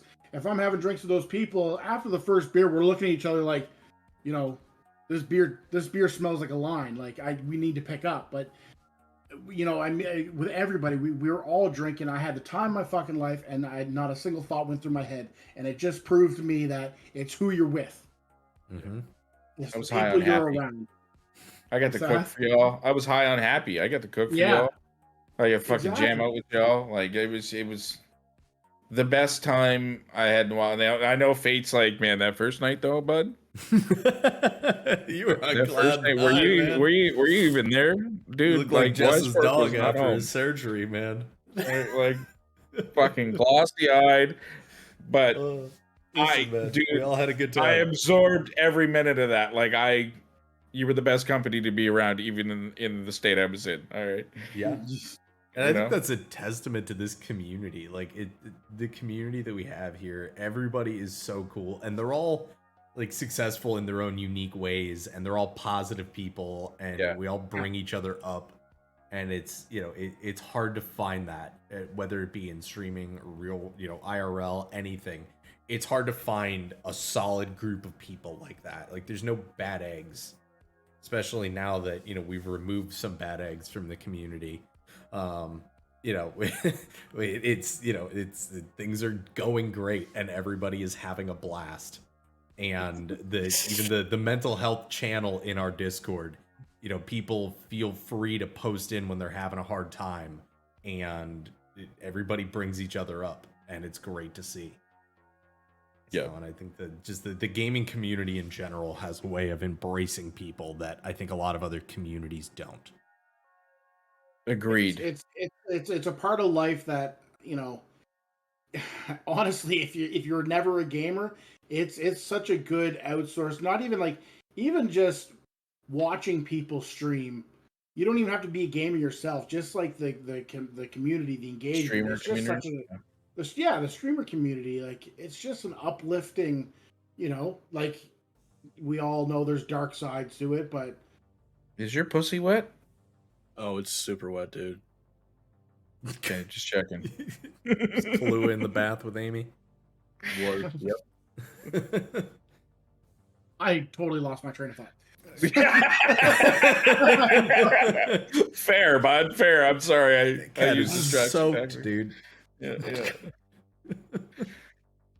But yeah, I Oh, mean and don't get the me streamer wrong, community is a fucking great place. Look, like It is. I've made better friends than I've ever made in IRL. Yeah. But it does have its faults. It does, and I think we do a really good job of not falling into that. Because I've been in other, I'm not going to name names, but like I've been in other communities, other streamers, channels where someone will come in and just say, oh, I'm just my boss is pissed at me because I called off last minute because I needed a mental health day, and it's like the X time this month that's happened, and I just wasn't feeling it, and everybody goes and coddles them like, oh, they should understand whatever, and it's like, to a certain degree, yes, but I think that there's a line that needs to be drawn between lifting people up and supporting them and also coddling.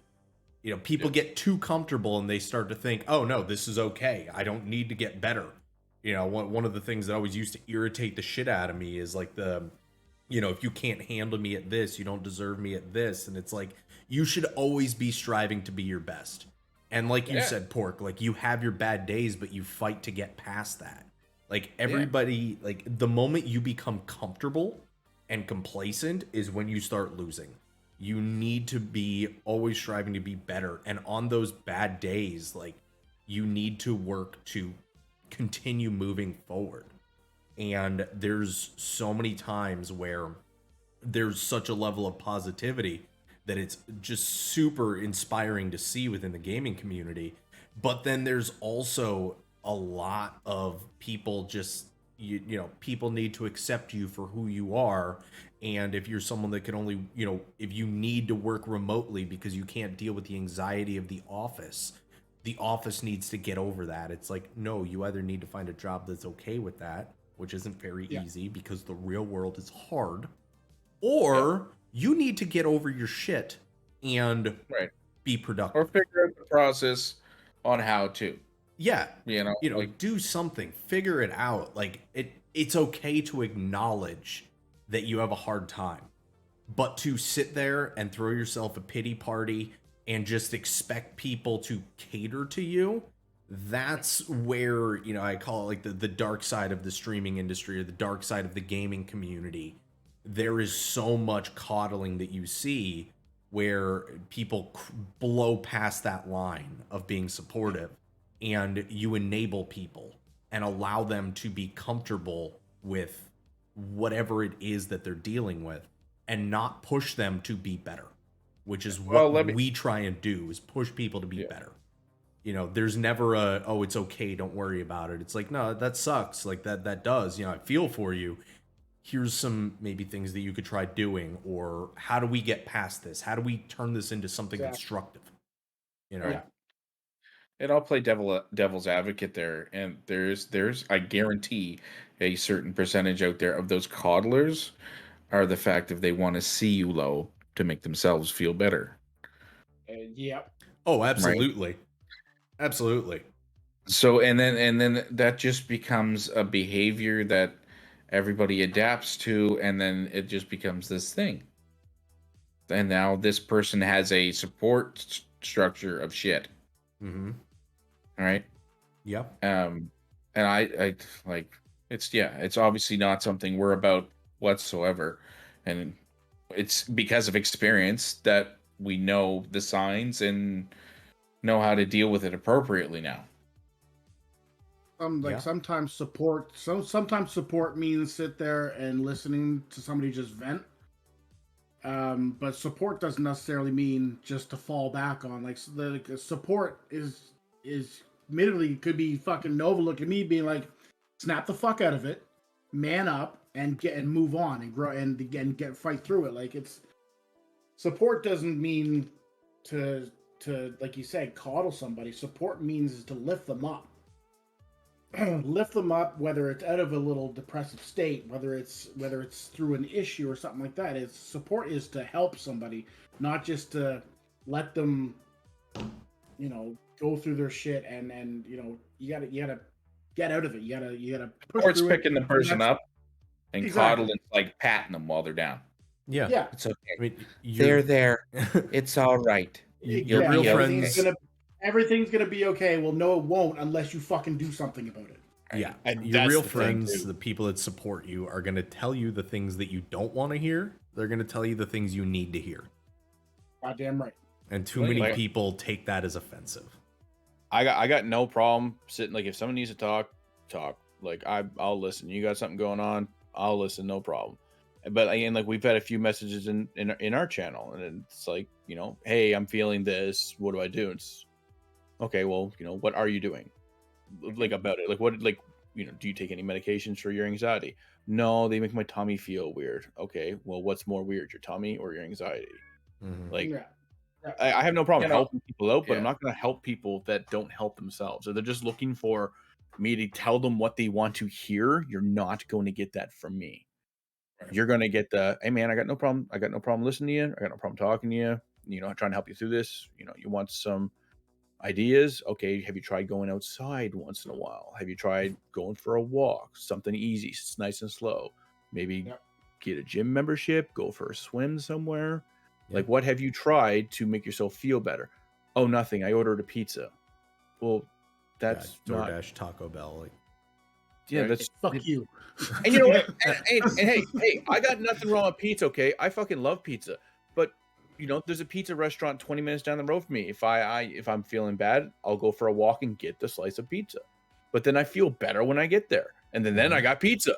Now I'm not cranky with pizza. I'm happy with pizza. Yeah. It's like a double happy. I'll go out of my way to help anybody, and I'll give you the shirt off my back, but if we're having the same conversation 15 times and I'm repeating myself, and you're not taking any advice, you're not doing anything, and ultimately it comes down to eventually, you know, people identify with that anxiety, they identify with the pity, and they don't have anything else that they feel makes them unique, so they want to be the, you know, the starving artist or the person that's, you know, always talking to people about needing help. If you're not taking advice and you're not trying to better yourself, that's when I stop trying to help you, because it's not worth my time when we've already had this conversation 5 times. Why are you still doing the same shit? Even if what I'm telling you is wrong, did you try it? Maybe it wasn't the right solution to your problem. But if you didn't even try anything, you didn't look, you didn't talk to, like, you didn't do anything. Exactly, Jess. Nothing changes if nothing changes. If you're doing the same shit, you're going to get the same results. And I'm going to stop giving you advice. My favorites are the ones that'll sit there and they'll like ask one person something. Like I get this at work all the time. Not work now, but my job a few months back. Like we had a kid, so I'm an auto technician. If you guys didn't know that, we had an apprentice, and so it was an apprentice and 3 journeymen. And the apprentice would have a problem, and he would come over to me and be like, "Hey man, I got this problem. What would you do?" And I'm like, "Oh, okay. Well, did you scan it? Did you do this? Did you start here? Oh, okay. Oh, yeah, I'll think about that." And then he would go to the next journeyman. "Hey, I got this problem. What would you do?" And that journeyman might tell him similar thing or something different. And then he would go to the next journeyman. "Oh, I got this problem. What would you do?" And that journeyman he always ended up coming over to the job and doing it instead of him doing it himself and learning. Right? So it's the same kind of thing. Like the people that will go, they'll come, talk to me personally, and I will tell them, "Hey, did you try this? Did you try that?" And then they'll go talk to somebody else, and then I find out that they said the same thing, and then they go talk to somebody else until that, they go down a path until they find somebody that'll give them the coddling that they're looking for. Like, and it's just like that's not right. You're allowing that behavior. Yeah. And which makes it, that takes it away from other people that actually have, something going on, that are looking for actual help. And you're not actually looking for help. You're just looking for someone to listen to you right now so you can whine and do what you need. Yeah. You're just looking for a handout. I find the easiest way out. Yeah. When life isn't all. It's not easy. It's not easy getting better. You have to put in some work. Yeah. And some people just aren't willing to do that.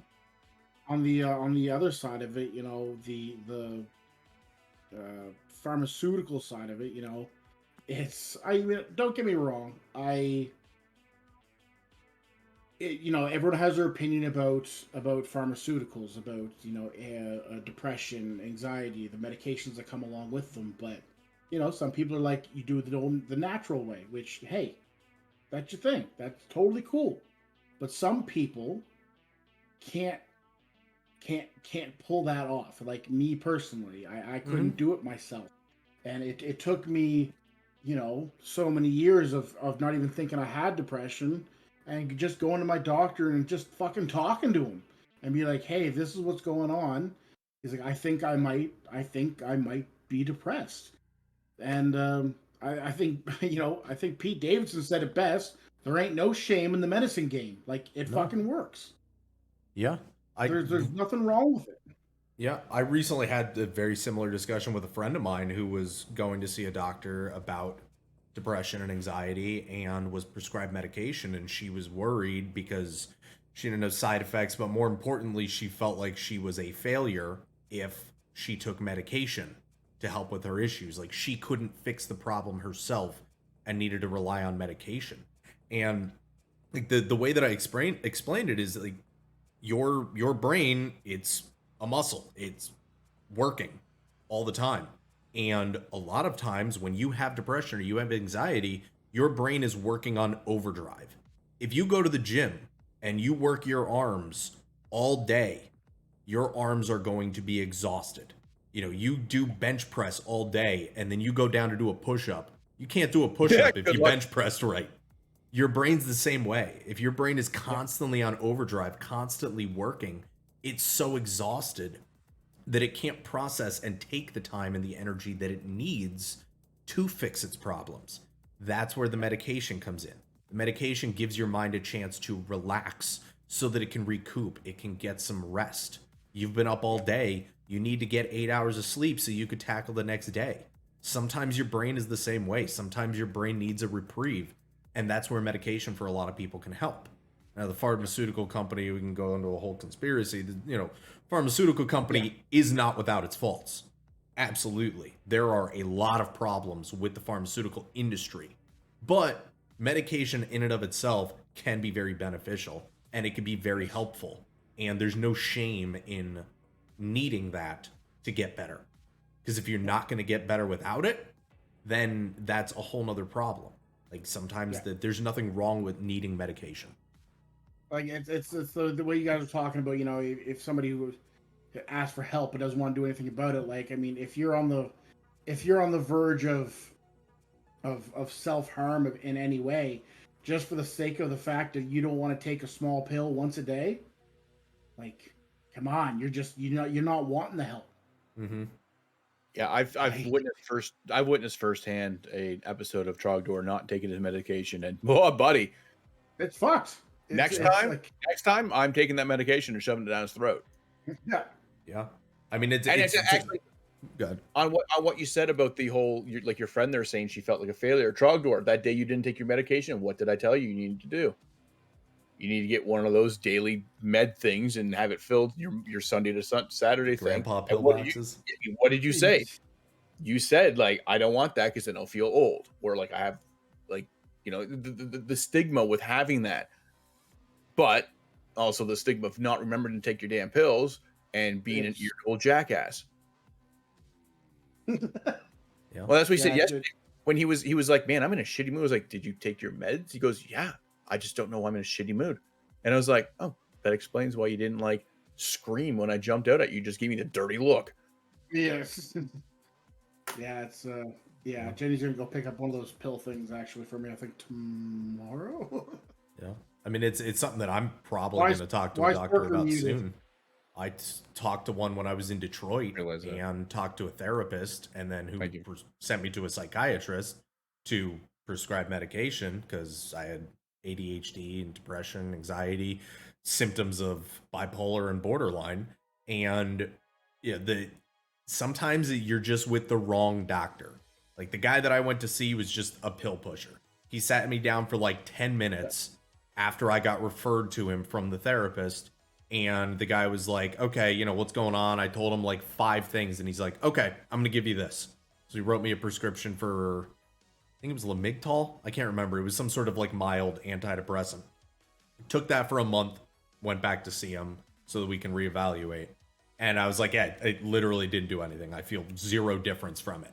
And then he's like, okay, I'm going to give you this as well then. And then he prescribed me like a antipsychotic to go along with it, like a mood stabilizer.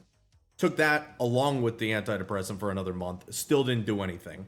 Went back to the guy and I talked to him for another like 5 minutes. I was like, I have trouble sleeping, this and that. And he's like, okay, let's completely shift. I'm going to give you this. So then he wrote me a prescription for Xanax. And I didn't even go and get it. I was just like, I'm done. Like the guy literally isn't even taking the time to understand what's going on. The therapist, the psychologist did. We sat down for quite a while discussing these things. And I mean, I have a background in psychology. I have an undergraduate in psychology, a minor in neuroscience. I understand the brain. I understand how all of that works. I understand meditation and all of these things. So a lot of what the therapist was suggesting, I've already tried doing. So that was why we decided, okay, let's try medication, because I really didn't want to lead with medication. But she was like, everything I'm, suggesting, like you already have tried. So let's try medication. And then the dude was just throwing anything he could. So I was like, okay, like fuck this, I'm out. And I've just been dealing with it now for years on my own, just, raw dogging mental health through life. And it's doable. I mean, and that's why I get annoyed when I see people that just want to throw a pity party. Because, not to toot my own horn, but I'm out here every day waking up, going to work, putting in all of the effort that I can and then some. Like, there are some days, like so many, I mean, weeks, months in a row where I wake up and there's just like a haze in my brain. Brain fog is super hard. And like, there's times even when it comes to streaming that I'll push myself and go live because it's what I don't want to do. And I force myself to do it. And sometimes you need to break that routine and you need to force yourself to do things that are uncomfortable. Like it sucks and it's hard, but the alternative is to lay in bed and DoorDash Taco Bell and add 5 pounds to my weight, making myself even more depressed and less productive. Like, Oh, 100%, 100%. You got to do something. Whether it's medication in prescription form or it's medication in a meditation form, you know what I mean? Mm-hmm. Or anywhere's in between. You know what I mean? Doing something is what you need to do. Doing nothing is just going to perpetuate the shit. Yep. Right. And I unless you guys, have anything else there, I think that's a really good point there to segue into how do you help people, you know, noticing or acknowledging when other people are dealing with something. How do they get help? How do we support people? You know, what are some of the ways that we can do that? Well, we've mentioned a few times already, like what we do now in the Discord alone. Mm-hmm. You know, and I'm not just talking mental health channel. Mental health channel is top of the list in which I'm talking about. Yeah. But from all of the channels that we That have, channel, the meme channel. right, the food channel, like every Yes. little piece of that is our little part of a support group, an online support group, really. Yeah. Right? You know, we're not out here advertising that this is what we're doing. We do advertise that we're going to lift you to fuck up because that's what we do here. Mm-hmm. But you know, with all those channels, that Discord alone, I see that as like an online support group, which is something that, you know, is out there for people to utilize to, you know, seek help. Yeah. And I see so many ads on like Facebook and just everywhere. Mental health help is so much more accessible now than it ever has been.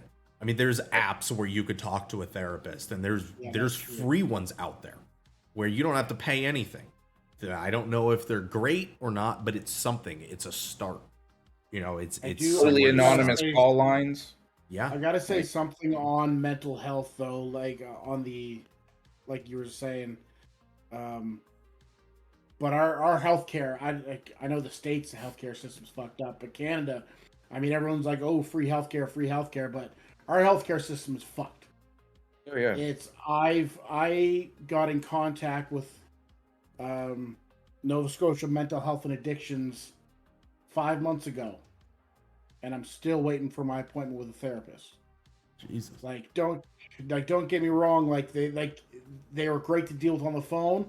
I'm not shit talking them whatsoever. They call you, they're really good to deal with and talk to, but like I'm still waiting for a therapy. Like yeah. Our free healthcare is great when you get it.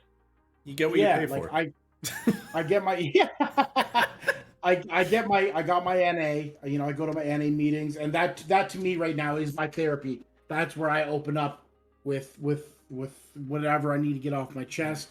I got my antidepressant medication, but I need that one-on-one. And they did offer me,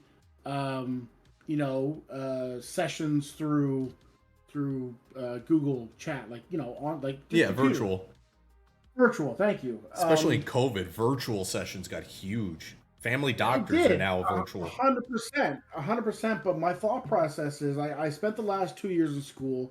I did school through fucking over a video camera. I played games. I talked to you guys through a video camera. I want to sit in a room with some dude, male, female, whoever, and I want to sit there and I want to fucking bitch, and I want to speak. I want to scream at your face. I want to talk. I want face to face. Yeah. I just don't think a computer screen is where, you know, do enough of a connection for you. Yeah, exactly. It's also about getting out of your environment. Exactly. Yep. I mean, we do that. It's to get out and to talk to somebody with an unbiased opinion. Yeah. But like you get that fucking connection where they're in front of you, man. It's maybe it might work for some people, but I'm saying for other people, our healthcare needs a little bit more work. Yeah. And like we do that with a lot more people. Yeah.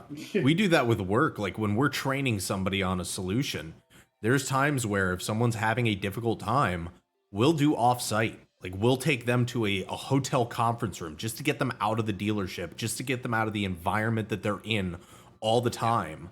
And then they are able to open up and learn new things.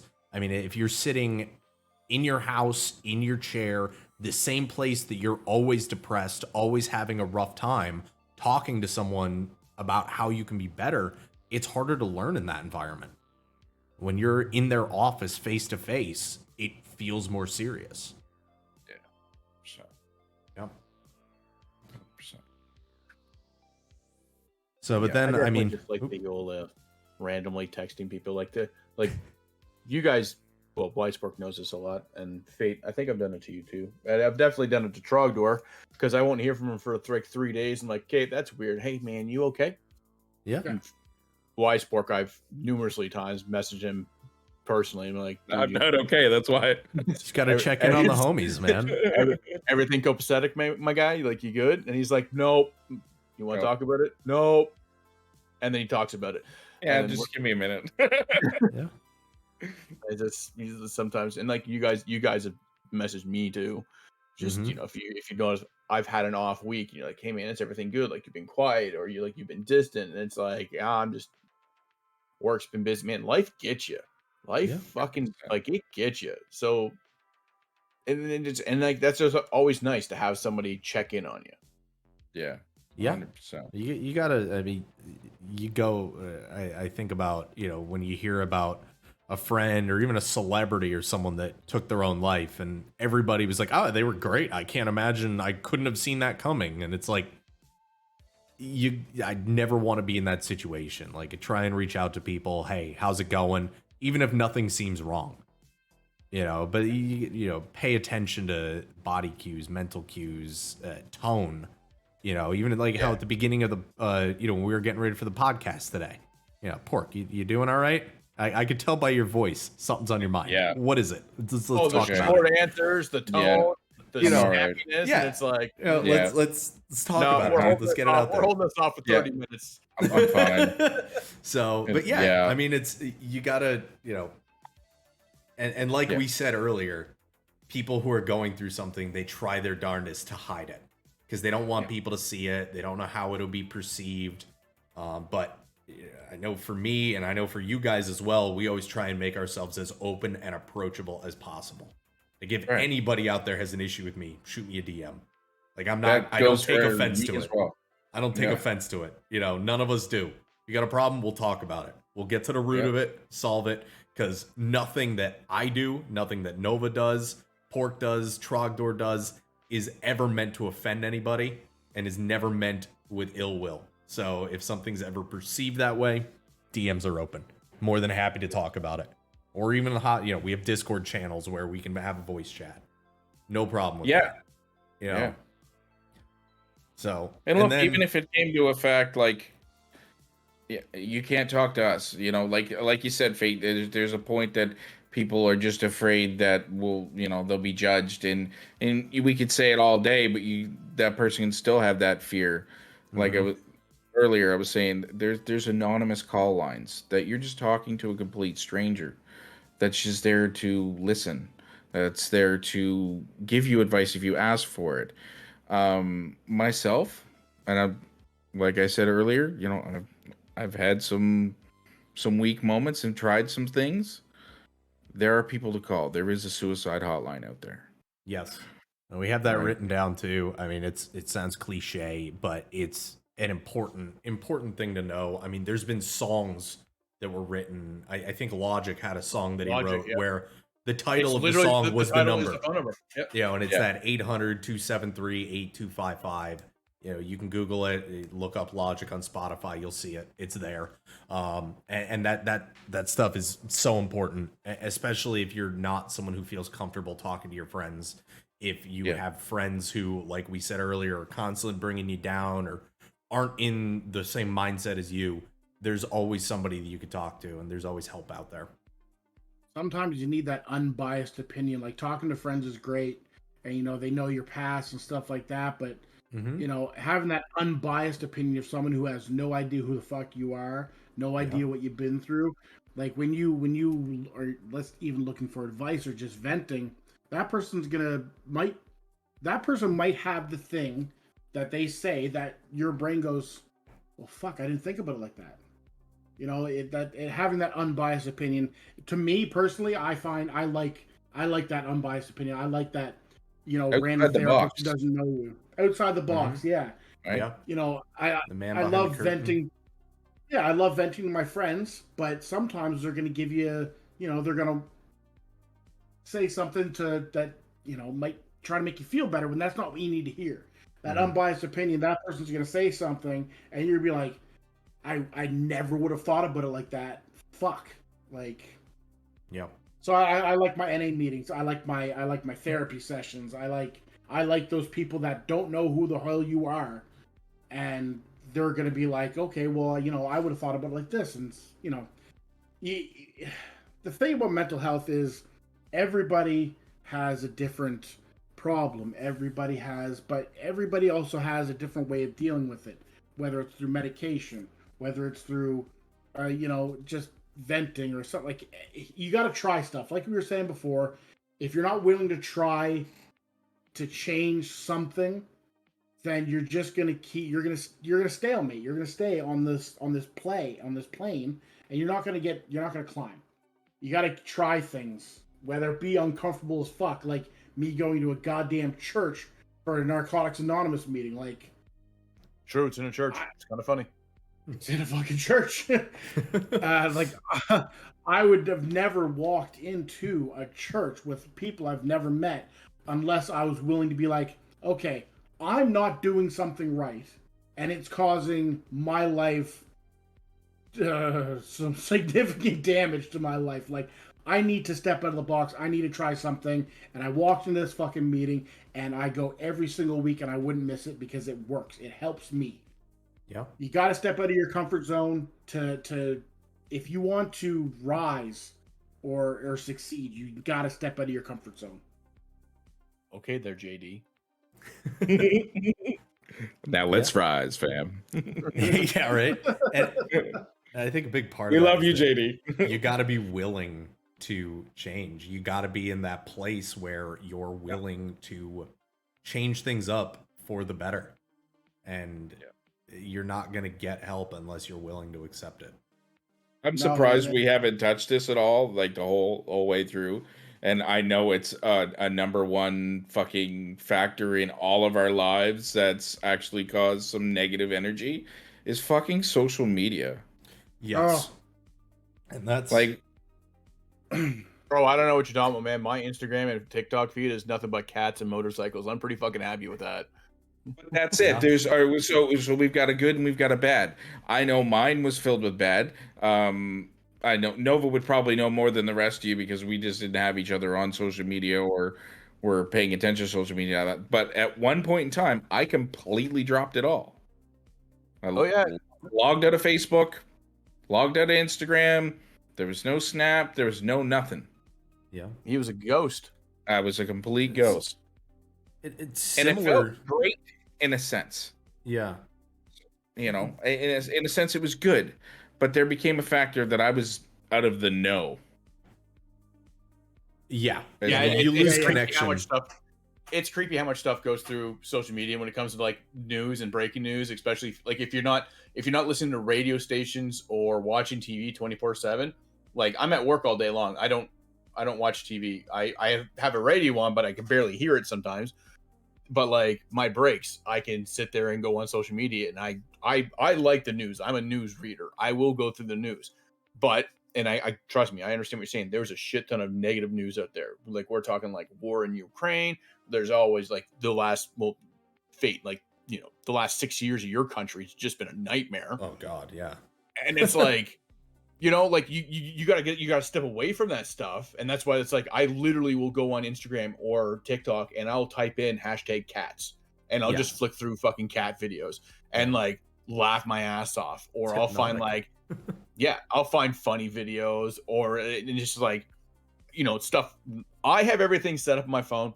I know there are people out there that are like, oh, they're tracking your information. Like, I don't give a flying rat's ass. You know why? Because if anybody wants to kidnap me, you can track my phone. You can track my data. You're going to find me. Like, it's going to be simple as that. Like, that serial killer that's kidnapped me, not going to go far. Mhm. But so if I look something up, like, so recently I've been looking up motorcycle parts. And now my feed, like, I'll constantly see motorcycles and I'm like, oh, that's a nice bike. And then I'll sit there and I'll be going like 5-10 minutes and it's just like got people on their motorcycles, like nice videos, nice Harleys, all Mine's kinds nothing of nice but shit. lightsabers. Yeah, exactly. I bought one lightsaber on a fucking Instagram ad, and all I see are lightsabers on my goddamn feed. God Yeah, damn but it. see me, but like I know exactly what Y Sports talking about, because if you sit there and you like, especially if you're on social media and if you're watching those videos or if you're sharing those videos or you're talking about those videos, that's Oh all you yeah. see. Yep, that's how the All algorithm you works. see is the negative stuff.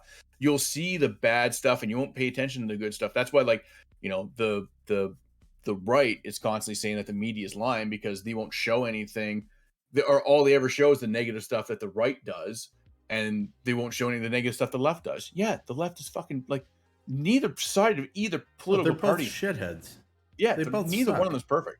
But Here's like, it. Politically, if you think either side is trying to help you, you're an idiot. Straight up, if you think the Democrats or the Republicans or whatever the equivalent in Canada is, if you think either one has your best interest at heart, yeah, you conservatives are and liberals.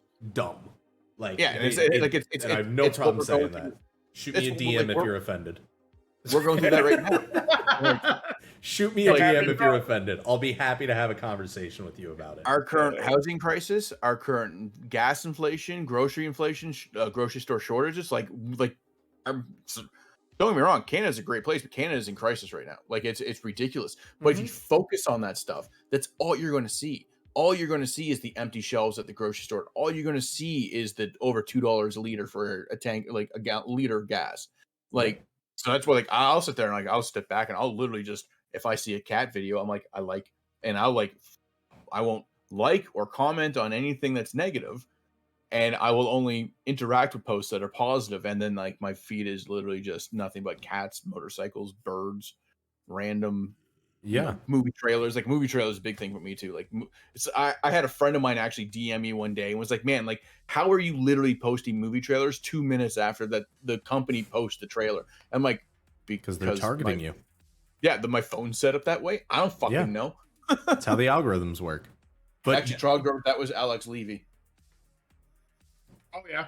Yeah, he's the one that messaged me. He's like, dude, how are you doing this? And I'm like, like, just like we mentioned earlier about needing to surround yourself with people, who lift you up.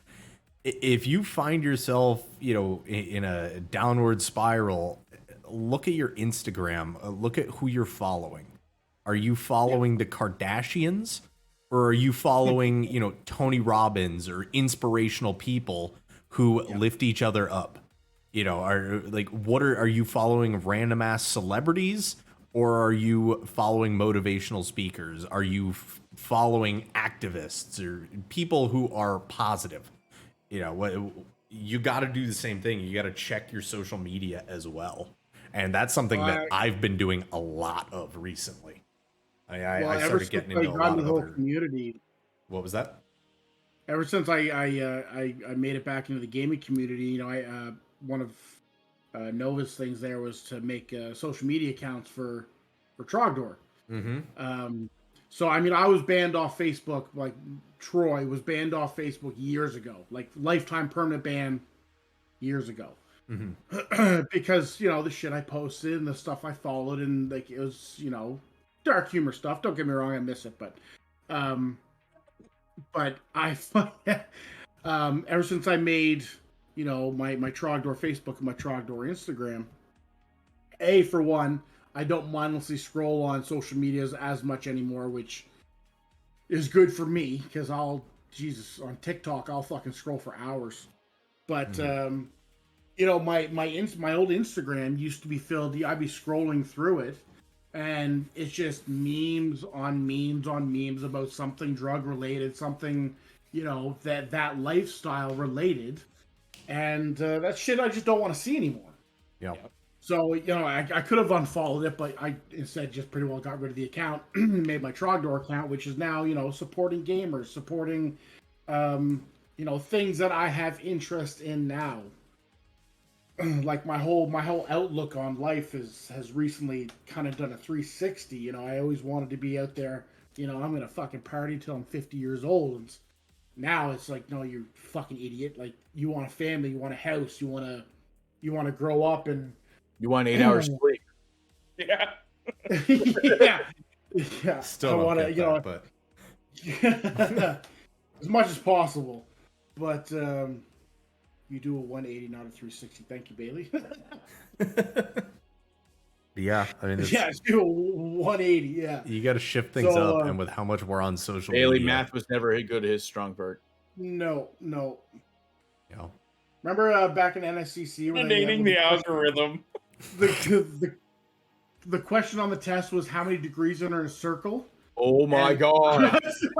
I was working at Alexander's Pizza, and I was working so many fucking hours. Like I Okay, hold on. work. The best part about this is we never went over answers on tests ever. Like he literally, our instructor, we would pass the test in, and then we wouldn't go over answers unless it was a question that many people got wrong, which wasn't very often.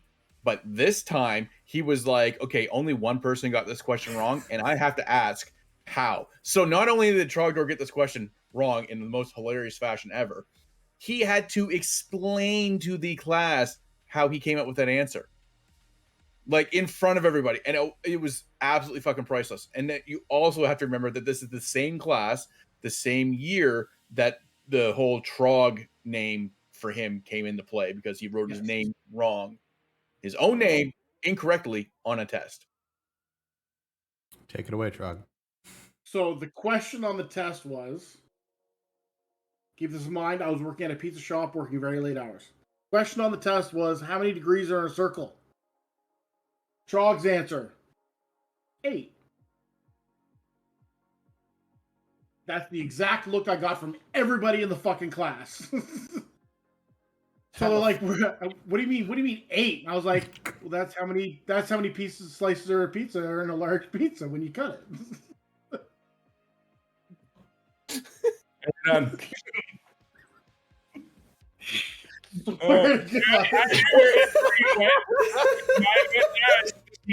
Degrees were slices of pizza.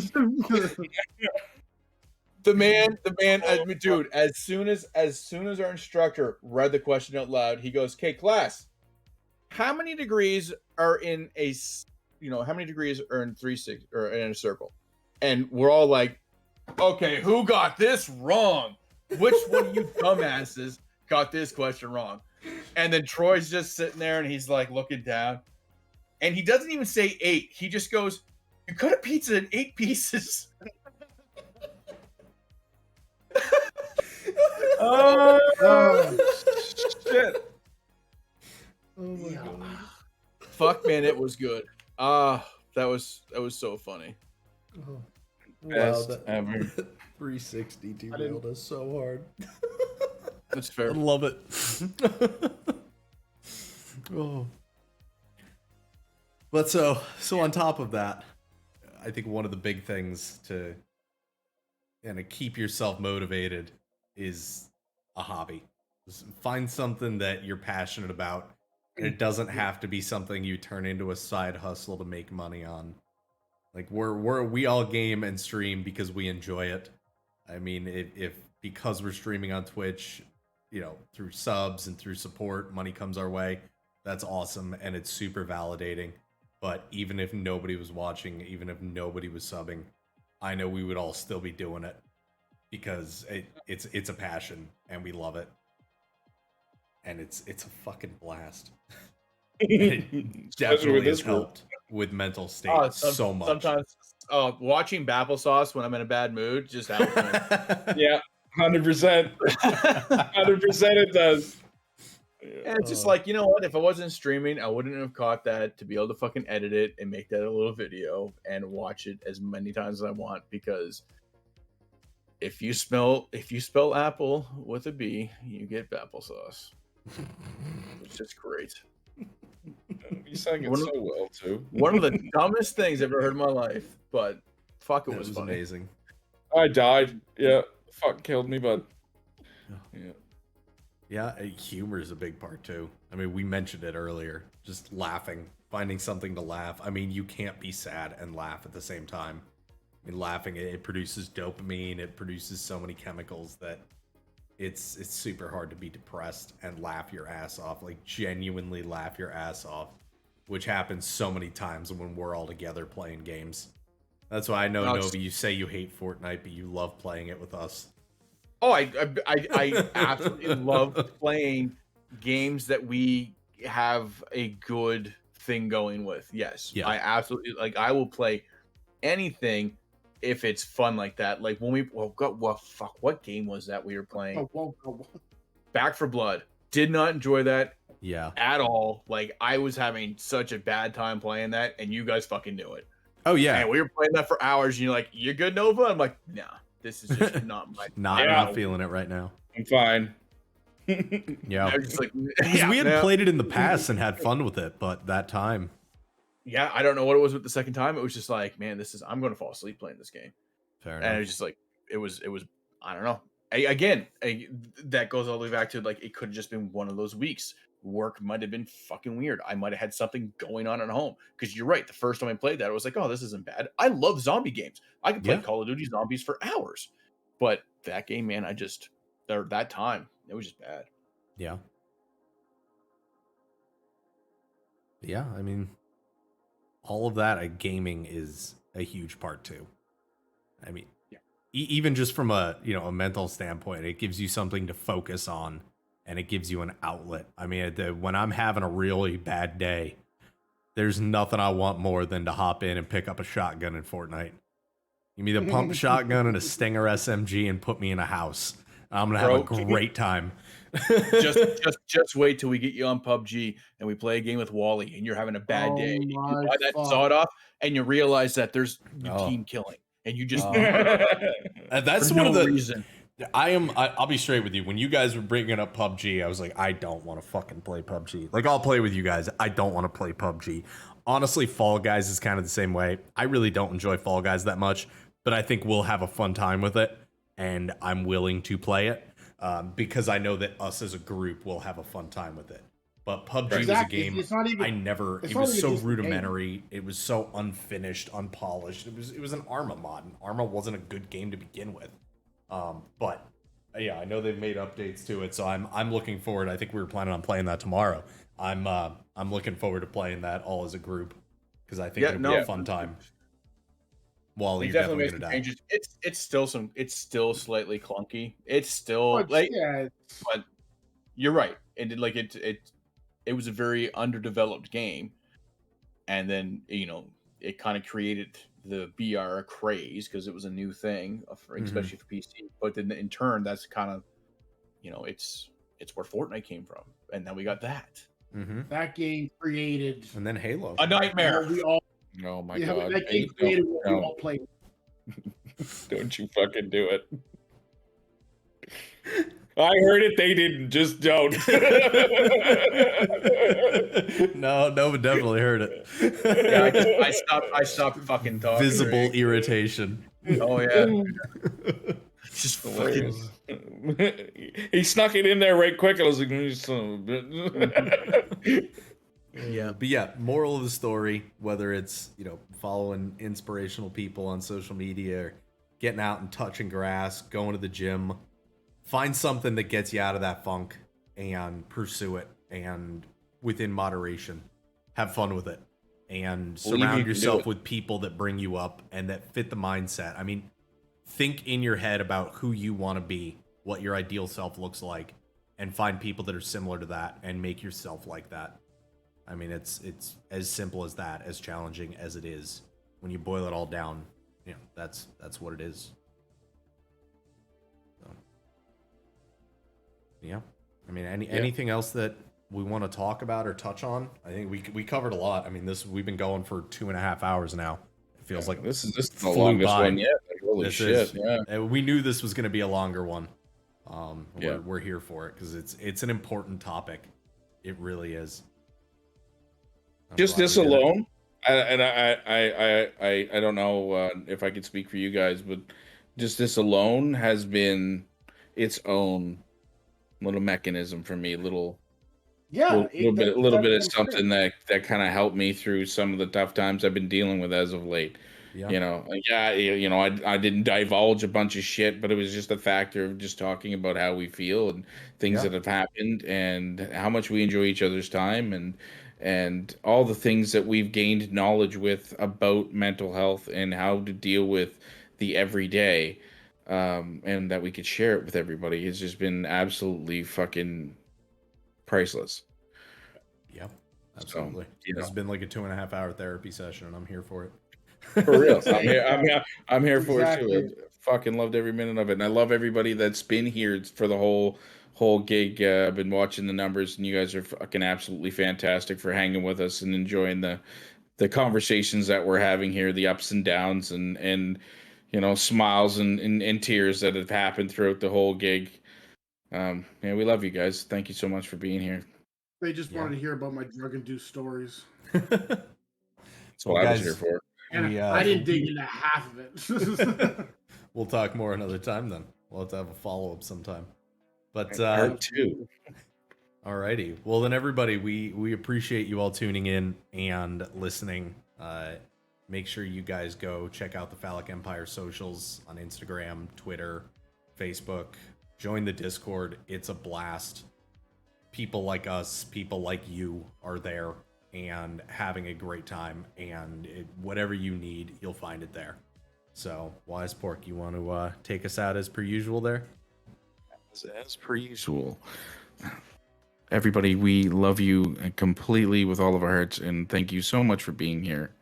So until the next time we see you, keep it crazy as a loon, busy as a beaver, and majestic as a motherfucking moose. We love you. Alrighty.